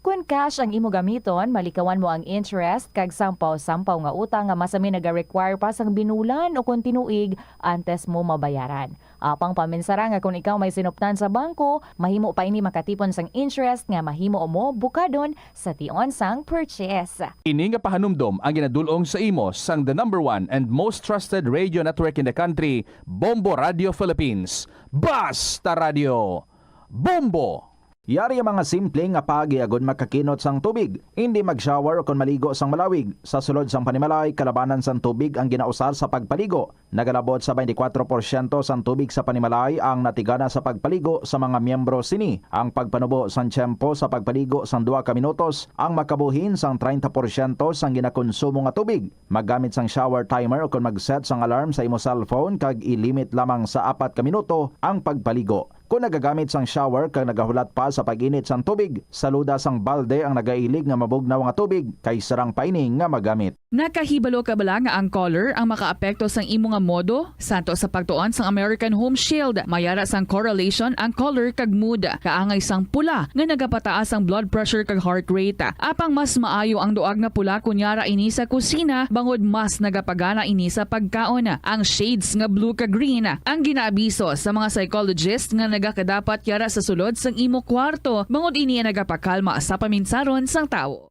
Yari ang mga epektibo nga pamaagi agud mapabilin nga safe ang pagkaon sa imo pamilya. Ipabili ng katilo. Maghugas sa mga kamot bago mag-uyat sang pagkaon. Kag masami nga himuon ini sa tiyon nga nagahanda ikaw sang pagkaon. Maghugas man sa mga kamot pagkatapos nga nagamit ikaw sang kasilyas. Hugasan kag tinluan sa maayo ang lamesa kag tanan nga mga kagamitan sa paghanda sang pagkaon. Siguraduhon man nga safe ang kusina kag pagkaon gikan sa mga insekto, mga peste kag iban pa nga mga sapat. Ini nga pahanumdom ang ginadulong sa imo sang the #1 and most trusted radio network in the country, Bombo Radio Philippines. Basta Radio Bombo! Ang tumandok sang Haro, Iloilo City nga si Melquiades Gamboa Ihereyos ang pinakauna nga Filipino nga nagtapos sang Doctor of Laws degree sa prestihiyoso nga Oxford University. Nagserbe man si Gamboa bilang Philippine Ambassador to India sa 1956 tubtob sang 1958. Subong man sa United Nations kag sa Court of St. James. Nagsulat si Gamboa sang pila ka mga libro kaangay sang An Introduction to Philippine Law kag a Dictionary of International Law and Diplomacy. Ang pagpanguyab ang hindi man dapat kahangawan suno sa mga eksperto bangod isa ini ka natural nga proseso bilang response sa kakapoy. Apang ang ginpaandam sa mga eksperto amo ang sobra-sobra nga pagpanguyab sa diin mas sobra ka isa ang pagpanguyab sa sulod sang 1 ka minuto. Bilang panugyan sa mga eksperto, mas maayo gid nga magkonsulta gilayon sa doktor kung may nanutisyaran nga increase sa pagpanguyab, ilabi na gid kung wala man lang sang matumod nga rason. Ang simple nga paghusay sang buhok ang may pila ka maayo nga benepisyo sa lawas. Sunod kay Arthi Ragurama, founder sang Daiga Organics nga nagaproduce ng handmade bath kag body products sa New Delhi, India. Ang mga tawo nga may dry hair, ang masami hindi mahilig nga maghusay sang buhok bangod sa kahangawa sang hair fall. Apang ang masami nga paghusay sang buhok ang makabulig sa blood circulation sa aton nga scalp. Naga-nourish man ini sang hair roots, naga-promote sang growth, kay nagabulig man agod nga malikawan ang hair loss. Sa aroma kag soothing feeling sa pag-inom sang tea, ang rason sang kadamaan nga paborito nga imnon ang tea. Sunod kay Ansley Hill, registered dietitian sa Western Oregon sa Estados Unidos, ang mas sobra 3-4 katasa nga pag-inom sang tea sa isa ka adlaw ang makadala sang hindi maayong epekto sa lawas. Kinahanglan nga moderate intake lang sa tanan nga ilimnon agod ma-achieve ang healthy living. Mas nanamian ba ikaw magtuon sa balay ipaanggid sa eskwelahan nga madamo ang tawo? Isa ka panugyan para epektibo ang pagtuon sa balay, amo ang pagpangita sa designated area agud nga matiniran kung ikaw nagasulat, nagabasa o kung nag-review. Pwede man nga lamesa sa kusina o kung sa desk sa gwa sang inyo nga balay, pero hindi gid maghigda sa imo nga katre samtang nagatuon. Ini bagod nagakatemptar gid ikaw nga magpiyong-piyong, tubtub nga dalayo na ikaw nga matulugan. Siguraduha man nga malimpyo kag organisado ang lugar nga imo ginatun-an. Ini nga pahanumdom ang ginadulong sa imo sang the #1 and most. Ito ang Bombo Radio Philippines. Fully digitalized. Numero 1 sa balita, komentaryo, drama at serbisyo publiko. Bombo Radio Philippines. Bombo Radio Philippines. Ang inyong #1 at most trusted radio network in the country. Basta Radio Bombo! Good afternoon, maayong hapon ngayon sa internet mga kabombo. Wow, yellow na yellow ang dating natin. But anyway, this is Tita Regine. Welcome sa kahapon lamang program on a beautiful Wednesday. Nagatulot-ulit pero okay lang na. It's the 11th of September 2024. Ari na naman kita sa pagdulong sa inyo sa inyong ginakalingawan kada hapon from Monday to Saturday diri sa kahapon lamang program kung sa diin nagpamati kita sa mga istorya sang aton nga mga kabombo nga all out and wholeheartedly nga nag-share sa mga experiences nila sa kabuhi to give us motivations, encouragements, and inspirations. Again, this is Tita Regine. Check taanay, kinagahilapit naman ang Pasko. Check naton ang ating Christmas countdown. Christmas is a time for sharing, giving gifts for everyone. What matters now is this Christmas we share the love.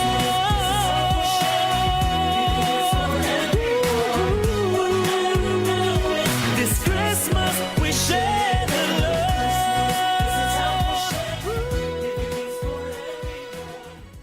105 days to go before Christmas. Luwig-luwig pang ato nga preparasyon.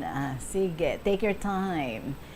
30 minutes after 2 o'clock, mga kabombo, check lang kung na-email nyo na ang inyong mga istorya dira ngaging preparar para diri sa KLP. Paki-email na sa bombo_iloilo@bomboradio.info or pwede gid nga isulat and then ipadala sa kahapon lamang program DYFM, Bombo Radio Iloilo, Sky City Tower, Mapa Street, Iloilo City.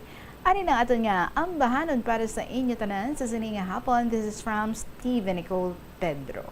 Hanggang kaibigan. Good afternoon.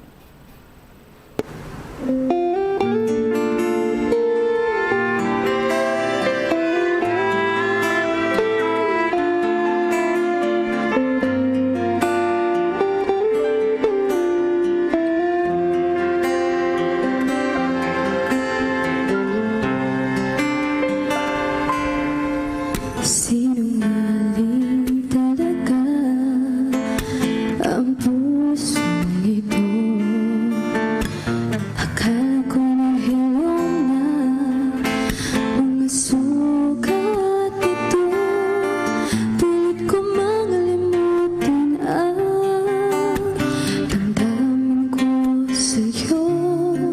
Ngunit ikaw pa rin ang tinitibok ng puso ko. Di mo naman kasalanan kung bakit ngayon ako'y nahihirapan. Di na sana magpumilit pang suklayan ang pag-ibig ko. Di mo naman kasalanan kung sa'yo'y nahulog ng tuluyan.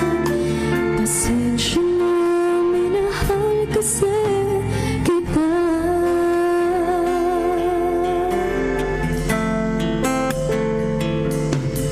Kahit pahirin ang mga sa'king mata, ang pag-ibig ko sa'yo kailan may di mawawala. Tumingin man sa iba, sa puso ika'y nag-iisa. Dahil ikaw lang ang tinitibok ng puso ko. Di mo naman kasalanan kung bakit ngayon ako'y nahihirapan. Di na sana nagpumilit pang suklayan ang pag-ibig ko. Di mo naman kasalanan kung sa'yo'y nahulog ng tuluyan. Pasensya na, minahal kasi kita.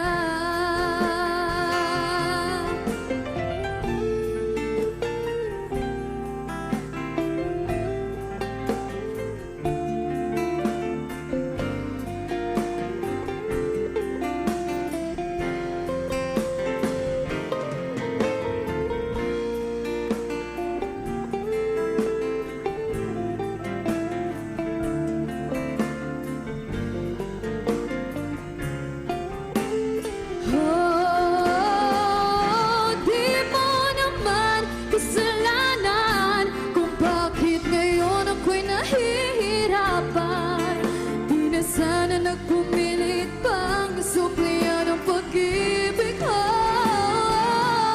Di mo naman kasalanan kung sa'yo'y nahulog ng tuluyan. Pasensya na, pasensya na, pasensya na. Minahal kasi kita.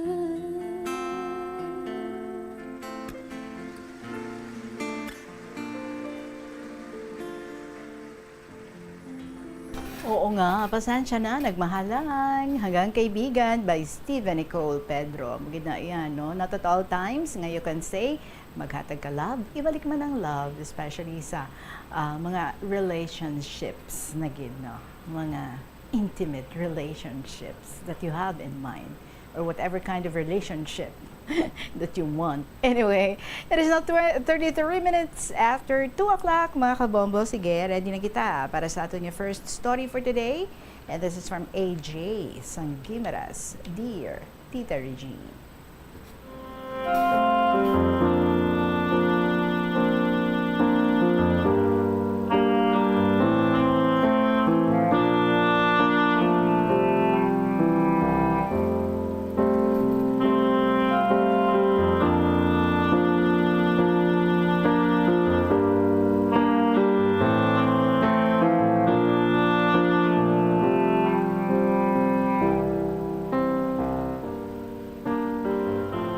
Una sa tanan, nagahatag ako sa katahuran sa tanang nga staff sa Bombo Radio, especially sa imo Tita Reg. Ako gali si AJ Sangimaras, nagapangidaron sang 24 anyos, kag may duha na kakabataan. Pareho sang iban, ako may life story man, nga gusto ko i-share diri sa imo programa kahapon lamang.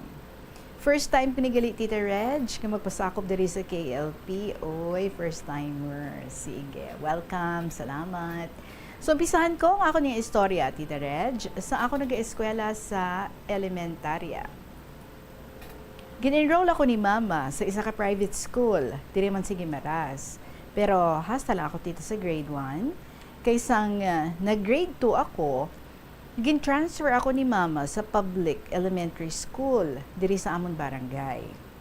Diri ko na ginpadayon tita ang akon nga pag-eskwela hasta nga naka-graduate ako sa grade 6. Hindi man sa pagpabugal, Tita Reg. Consistent honor pupil ako since kinder hasta sa grade 6. Nag-join man ako tita sa mga contest sa school. Isa sa to ka best, gin-represent ko ang among nga school sa news writing competition. Grabe gid ang kasadya ko tita, kay nag-champion ako sa district level. Pag-abot sa division level, nag-second place na lang ako. Ahay, ti wala madayon Tita Reg ang regional level. Pero happy naman ako tita, kay proud gid katama ang family ko sa akon. Sang high school na ako, gin-enroll liwat ako ni Mama sa private school. Bale, same school ni siya tita, sang kinder ako. Dala ko man gihapon ang pagiging competitive ko. Sang so, grade 10 na ako Tita Reg, gin-transfer naman ako ni Mama sa public high school, diri sa kaingod namon nga barangay. Grabe gid ang ako nga kasubo, kay ma-transfer naman ako sa school. Nag-decide si Mama nga i-transfer ako tungod kay manog grade 7 na ang akon nga manghod. Hindi makaya ni Mama kag Papa ang tuition sa private school kung duwa na kami ni Neni ang ga-eskwela. Although nga may scholarship man ako, pero hindi ako full scholar. Nasubuan gid ako that time, Tita Regine, pero wala man ako sa may mahimo. Natigayon gid ang pag-transfer ko sa public school. Grade 10 na ako sa do, kag diri nagumpisa nga nagtuon ako sa ginatawag nga nobyo-nobyo. Nakilala ko si Mr. M. Balik classmate ko ni siya, Tita Reg. Naging kami ni Mr. M. July of 2016. 16 anyos ako tita, kag siya amuman. Nagdugay kami ni Mr. M. Kag ginpakilala ko man siya sa ako niya family. Hindi siya nagustuhan tita sang family ko, pero kay tungod palangga ko siya, ginbaliwala ko ang mga saway sang akong ginikanan. Nag-graduate ako sa senior high school, nga mag-on gihapon kami ni Mr. M. Hasta nga nag-eskwela na ako sa college. Nag-enroll ako diri sa isa ka universidad sa Guimaras, kag nagkuha ako sang kurso nga Bachelor of Secondary Education. First year college, kag manog second semester na sadto tita, sang nagsagsag gid ang COVID-19 virus. Naguntat gid ang mga klase sadto, kag ginimplementar ang ginatawag nga blended learning. Ara lang ako sa balay, kag naga-modular, so talagsa na lang kami nga nagakita ay ni Mr. M. Chat or text na lang ang naging mode of communication. Hasta nga nakalabot na ako tita Regine sa third year college. Online tita ang klase ko. Kung kaisa nagakadtugid ako sa plaza namon para magpa-signal kay may piso net dito. Sa amon lugar abi mahina ang signal. May best tita Reg nga nagkakit-anay kami ni Mr. M. Hasta nga daw masami na lang ako tita nga nagahalin sa balay kag kung kaisa didto ako sa ila ni Mr. M. At the age of 21 and third year college ako tita, nagbusong ako sa akon subang nga bata. Gipanindugan man ako ni Mr. M, pero kaaki gid ang ako na agom tita Reg sa akon nga family. Ang todo gid nga naapektuhan, amo ang akon nga lola. Balan mo tita, lola's girl ako. Grabe ang kupo ko sa iya nga nagahilibion, kag siya amo man. Isa sa ka bes, nakita ko si lola, nagapungko sa bato, kag nagapaharab sang iya baka. Nagatulo ang luha tita. Sa nakita ko si lola nga nagahibi, nabatyagan ko ang paghinulsol, pero ulihin na. Ang sarang ko na lang nga mahimo, amo ang atubangon ng tanan. Sa nakabata na ako tita, nabatyagan ko gid ang grabe nga pagpalangga sang family ko sa akon nga baby. Doon nakita ko man tita nga naghuraw na ang kaakig nila sa akon. Hasta nga nagbusong ako liwat sa akon second baby. Nalang ko yan, kumbaga ako tita Reg, kay 11 months pa lang ang akon subang, nagbata naman ako liwat sa akon ikaduha. Ay abaw. Langkoy Ginoo. So wala ako tita nag-stop sa akon nga pag-eskwela. Biskan nga may kabataan na ako, kay hindi man magpasugot ang akon family nga mag-stop ako. Kung maglakad ako sa school, tita ginabilin ko ang mga kabataan ko kay mama. Sa pihak sa mga kabudlay tita Reg, nakagraduate ako sa college. Grabe man ang mga kabudlay kag sacrifices nga naagyan ko tita. Pagka-graduate ko, nag-start ako mag-review in preparation para sa board exam. Every weekend ang akon nga review. Kung kaisa, hindi pa ako makalakat tungod wala kwarta para nga iplete. Kung kaisa, hindi maayo ang pamatsyag sang kabataan, ti wala mong kugana tita maglakat sa school para mag-review, ay ang huna-huna ako, ara man sa kabataan ko. Kung kisa naga-self-review na lang ako. Biskan 3 hours lang sa gabi, nagabasa ako sa akong mga reviewers. March 2024, nagkuha ako sa licensure examination for professional teachers. Kag, in God's grace, Tita Reg, nakapasar ako. Congratulations! Susubong isa na ako kay licensed professional teacher. Gapasalamat gid ako tita kay God, kay sa pihak sa mga pag-antos, kagabudlay nga naagyan ko, wala gid ako ginpabayan. Subong tita, ari lang ako sa balay, working as full-time mother sa akong duha ka mga kabataan. Madamo naman ang akong tita nga na-applyan nga work, pero still waiting pa sa gihapon. Maybe, wala pa ni Lord na open ang door of opportunities para sa akon. I trust God for whatever His plans for me. Tita Regine, dangat na lang diri tita ang akong istorya, kay do medyo malawig ng akong sulat. I hope nga may lesson man kamo nga nakuha sa story ko, especially sa mga kabataan subong. I always remember or always remember nga i-prioritize gid naton ang pag-eskwela, kag most especially hindi kita magpabungol-bungol kung ginasaway kita sang aton mga ginikanan, because nagapati gid ako that our parents always know the best for us. Madamo higit salamat sa pagbasa sa akong sulat, tita. Ang matinahuron, AJ Sangimaras.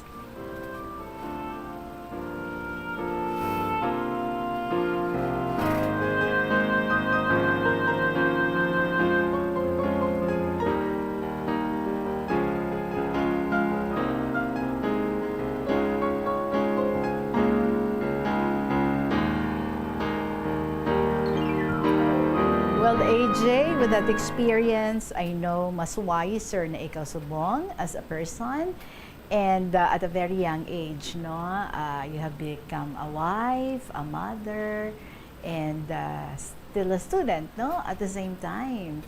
Swerte ikaw kay bisan at first daw naglain gid nangaki gid ang imong family, yet ginsuportahan gihapon niya ikaw sa imong bata, sa imong pag-eskwela. Wala nila ikaw ginalaw nga mag-stop ikaw sa imong pag-eskwela. Siguro nakita nila, no, nga kinahanglan mo sa bulig, kinahanglan nga ipreparar gid ikaw nila for a life that you will be having, considering early nga early nga parenthood ang imong nasudlan. So dako gid nga bulig kung ikaw mismo may trabaho kag makabulig ikaw, no, mayo man na, so that not for life nga magsalig sa mga ginikanan, kundi nga ginpreparar ka man nila, ginbuligan ka gid nila, kung baga gin-equip ka gid nila para nga sa ulihi kamo na sang imong husband ang makatindog sa pagbuhi sang inyong mga kabataan. Kag swerte man, no, nga one take lang nakapasar ikaw sa gilayon. Be patient. Hindi lang gid magdali. For the meantime that you are waiting nga may magsabat na sang imong mga ginpang-applyan, just enjoy motherhood. Kay once nga may obra ka na, no, mabuhinan gid ang imong oras sa imong mga kabataan. So while you still have the time, ara lang ikaw subong sa inyong balay, give it your best. Being the best mother ana ikaw sa imong mga kabataan, and the best wife sa imong husband. Thank you so much gid sa imo. I know you have a brighter future because you have a very supportive family nga ara gid naga-back up sa imo. Salamat for sharing with us your story, AJ Sangimaras. 45 minutes after 2 o'clock, magapanubalik ang KLP pagkatapos ng pila ka mga importante nga mga pahidalo. Yari nga mga epektibo nga pamaagi agud mapabilin nga safe ang pagkaon sa imo pamilya. Lutoon sa maayong pagkaon, ilabi na ang karne, manok, itlog, kag mga seafoods.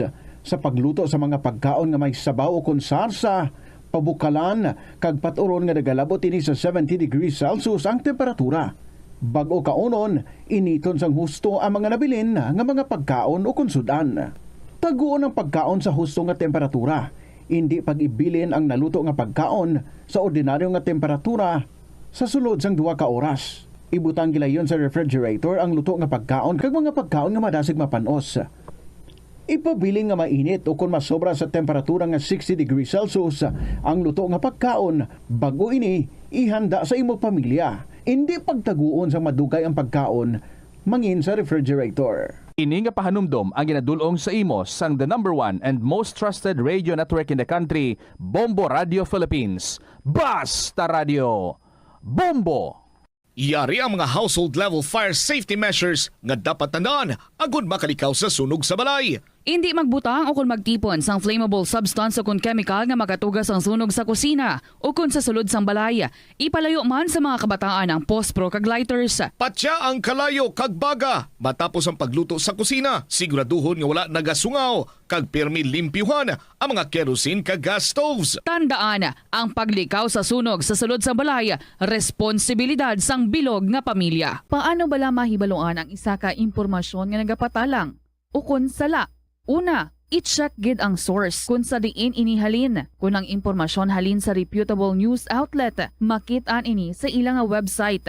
Ikaduha, i-check ang petsa sang gin-publish ang impormasyon ukon ng article. Ikatatlo, i-check ang detalye sang impormasyon. Basta hagid ang bugos nga istorya bangod posible nga ang detalye ang malayo katama sa nakabutang sa headlines. Mag-fact check. Kon kaisa, bangod sa imo nga kaakig, stress kag disappointment sa kabuhi, nagadesisyon kamo nga wala ninyo ginapalibugan kag ginapadalman. Gani likawi nga maghimo sang desisyon kon ikaw ang akig. Hatagi sang oras ang imo nga kaugalingon, bangod ang imo nga first idea ang hindi mo man kon kaisa makabig nga best idea. Makabulig man nga magpangayo sang perspektibo sa ibang nga tawo, ilabi na kon siya ang nagapangatubang man sang kaangay nga sitwasyon sa ilang nga kabuhi. Kun ang desisyon nga imo ginhimo ang wala nangin madalagon, hindi napagbasulon ang kaugalingon. Ang pinakaunang international bank sa luwasang Manila ginbuksan sa Iloilo sadtong 1883. Ini amo ang Hong Kong and Shanghai Banking Corporation o kun HSBC. Tuig 1875 sang una nagbukas ang branch sa bangko sa Binondo, Manila. Kag April 2, 1883 sang nabuksan ang una nga sangay sini sa Iloilo. Una nga nagtanyag ang bangko sa mga financial services nga nagpasanyog pa sa industriya sang kalamay sa pungsod. Kag sang ulihin nagfinance man ini sa pagtukod sa mga railways. Naghatag man ini sang ayuda sa mga negosyante nga Ilonggo nga sulod sa import kag export industry. Agud makalikaw sa food poisoning o kung paglain sang tiyan, sundo ng ining mga pahanumdom sa pagprepara sa mga pagkaon kag ilimnon. Manghugas ang kamot kag ipabili ng katinlo antes kag pagkatapos ang paghimos. Kung nagamasakit, likawan ang pagpreparar sang pagkaon para sa iban. Siguraduhon nga naluto sang husto ang pagkaon. Kung mahimo, kauno ng pagkaon samtang mainit pa. Siguraduhon ang katinlo sang pagkaon agod ang selebrasyon mangin mas malipayon. Kagasto gid bila sa imo adlaw-adlaw kag feel mo gid pirmi ang petsa de peligro bangod nga wala na gid unod ang bulsa. Gamita ang imo bulanan nga spending habits, amo man ang imo bulanan nga take home pay agud nga makasat ikaw sang budget nga imo gid masunod. Wala man sang pulos ang istrikto katama nga budget kaangay sang indi gid pagkaon sagwa. Apisar nga naandan mo na nga naga-take out ikaw 4 ka beses kada semana. Sa malipot nga pulong, himo ka sang budget nga nagasanto man sa imo nga lifestyle kag spending habits. Dapat nga himuon mo man nga inspirasyon ang imo budget para makaangkon ikaw sang bag-o nga mga hobby, kaangay abis sang pagluto sa sulod sang balay. Ini nga pahanumdom ang ginadulong sa imo sang the #1 and most trusted radio network in the country, Bombo Radio Philippines. Basta Radio Bombo! Kung sa imo pagbugtaw, magpalanakit man lang ang imo lawas, basi hindi ka naman namian magtulog. May panugyan ang pain medicine specialist nga si George Gergis. Simple lang. Una, maglikaw sa pagkaon nga nagapromote sang inflammation. Pilion mo ang madamo nga utan, prutas, whole grains kag seafood bangod ginapataas sini ang antioxidants nga nagabulig sa pag-reduce sang inflammation. Mag-exercise apang hindi man pagpataman. Ang movement nagalubricate sang joints gani nga makalikaw sa pain kag stiffness. Ang cyberbullying among paggamit sang offensive kag masakit nga mga tinaga online na ukon pinaagi sa text. Ang bullying ang nagatuga sa kasubok kag depresyon sa biktima. Magluwas ni, magabatyag siya sang kaakig, pagkadula sang interes sa mga butang nga iya naluyagan kung ikaw ang ginbully. Una nga tika nga imo himuon, amo nga magpangayo sang bulig sa tawo nga imo masaligan. Paano ka bala makabulig nga mauntat na ang bullying? Simple lang, don't be a bully. Hindi mag-post online nga makahatag sang sakit sa balatyagon sa isa ka tawo. Ang hair loss o kung pagkaunod sang buhok ang isa sa pinaka-common nga problema sa bilog nga kalibutan. Santo sa pagtuon, ang tag sa kapersona nagakadulaan sang isa ka gatos ka strand sang buhok kada adlaw. Paano ba lamang punggan ang pagkaunod sang buhok? Una, dapat regular nga habunan ang buhok gamit ang mild nga shampoo. Makabulig man ang pag-inom sa mga bitamina batok sa hair loss, kaangay sang vitamin A, vitamin E, kag vitamin B. Ginarekomendar man ang pagmasahe sang scalp gamit ang essential oils. Likawan ang pagbrush sang buhok kun ini ang basa. Testingan man ang pagpahid sang garlic juice, onion juice o kun ginger juice. Ipabilin ini sa buhok overnight kag bunlawan pagkaaga. Importante man nga magpabilin nga hydrated gani mag-inom sang madamo nga tubig, kag likawan ang pag-inom sang alcohol, pagpanigarilyo, kag syempre, likawan ang stress. Masami bala nga dry kag nagakapilas ang imo nga bibig? Masami nga dry, nagahapdi, o kung nagapanit-panit ang bibig sang isa ka persona, kung mayara ini sang habit nga pagdilap o kung pagkagat sang iya kaugalingon nga bibig, o kung paggamit sa mga produkto nga makairita dere. Ang mga causes ng chapped lips amo ang dry weather, kakulang sang oil gland sa bibig, paggamit sang lipstick o kon lip balm nga hindi hiyang ang bibig bangod nagakairita rin ini. 2 man nga exposure sa adlaw kag hindi pag-inom sang bastante nga tubig. Ang 8 minutos bago magabot ang tak ng alas 2 sa hapon, padayon lang kita with this story again from senior citizen of 3rd District, dearest Tita Regine.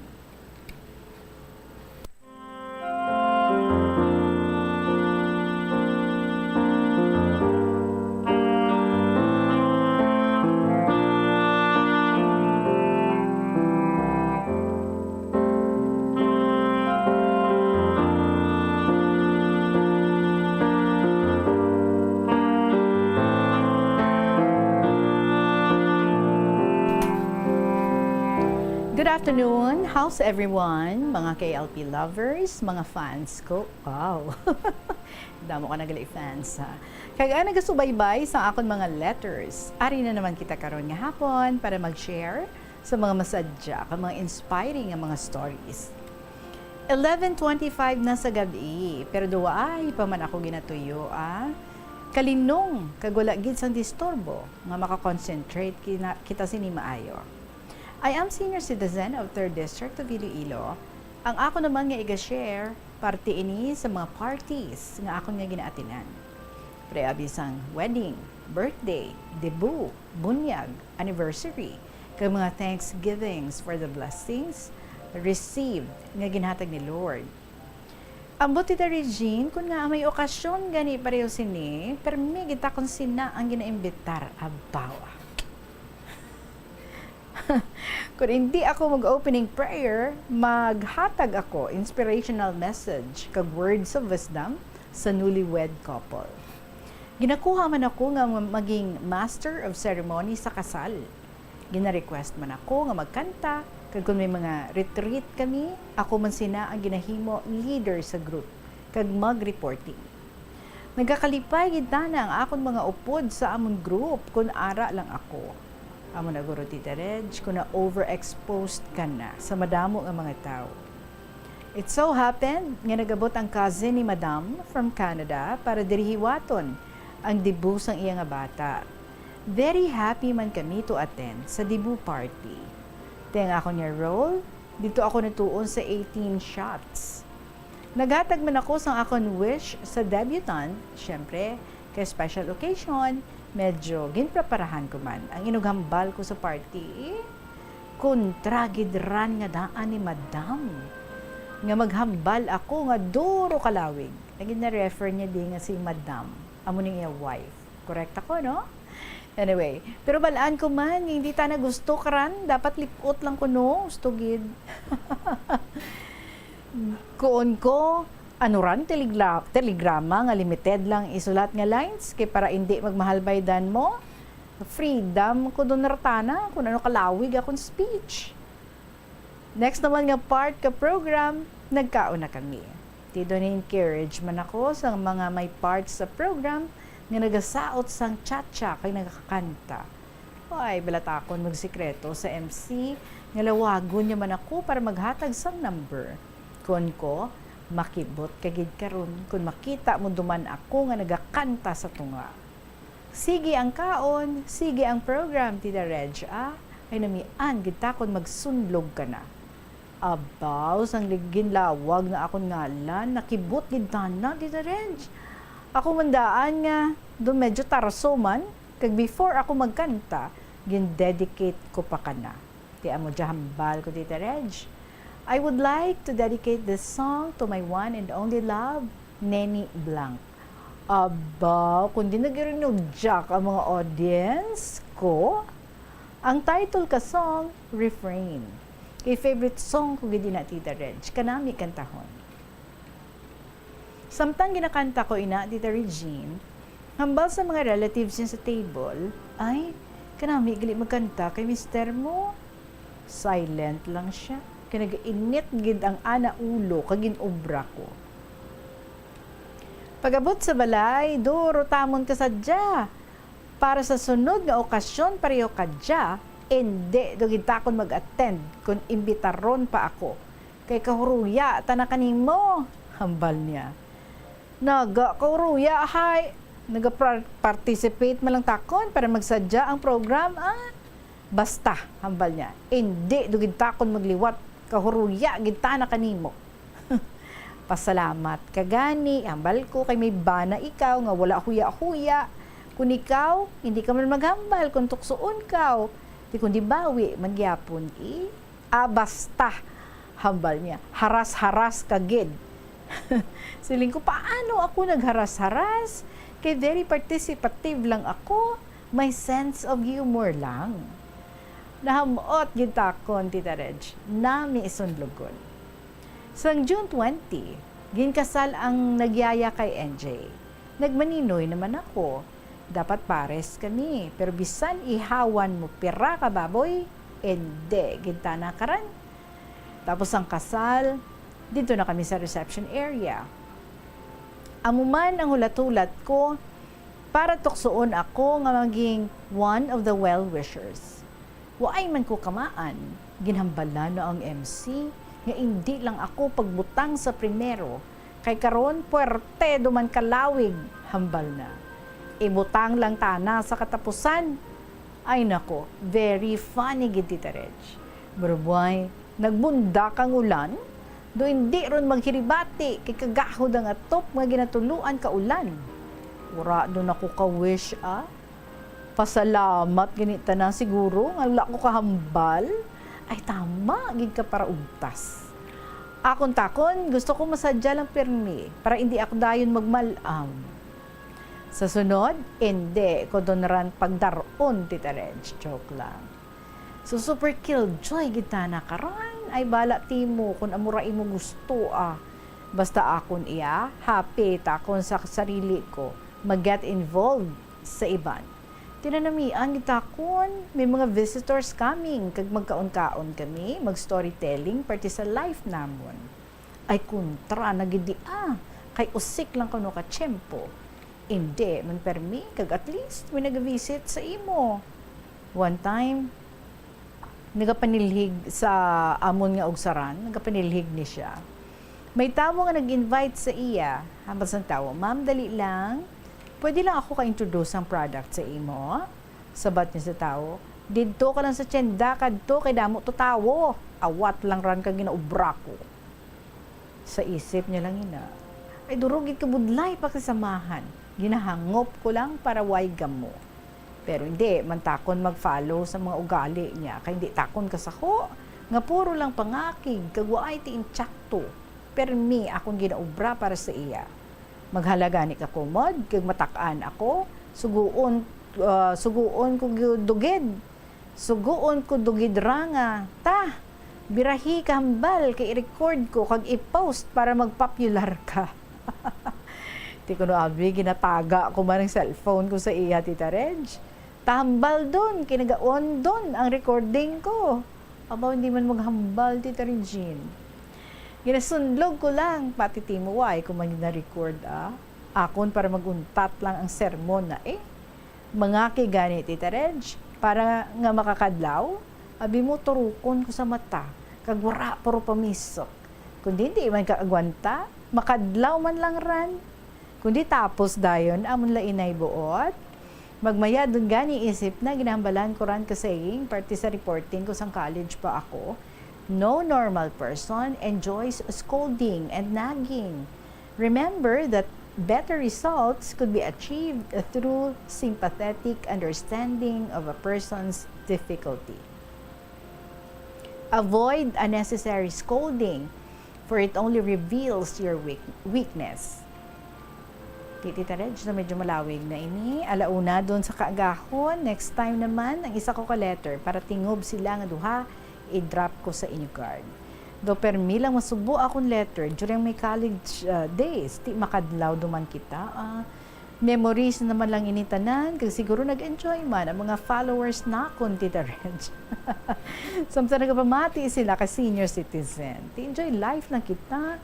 Kay we are all temporary citizens in this world. So diri na lang anay kita, hasta Tita Reg. Kind regards to Bombo Radio staff. Kaya I'm very much thankful gid nga na-meet ko gid in person ang mga idols ko nga mga very accommodating. Bombo Ayan, Cham, Jomar, Marisol. Kaya gusto ko tani ma-meet si Bombo Gisa. So I go very long na gid. Here's my real name. Tagol na ako kay senior citizen of 3rd District of Iloilo.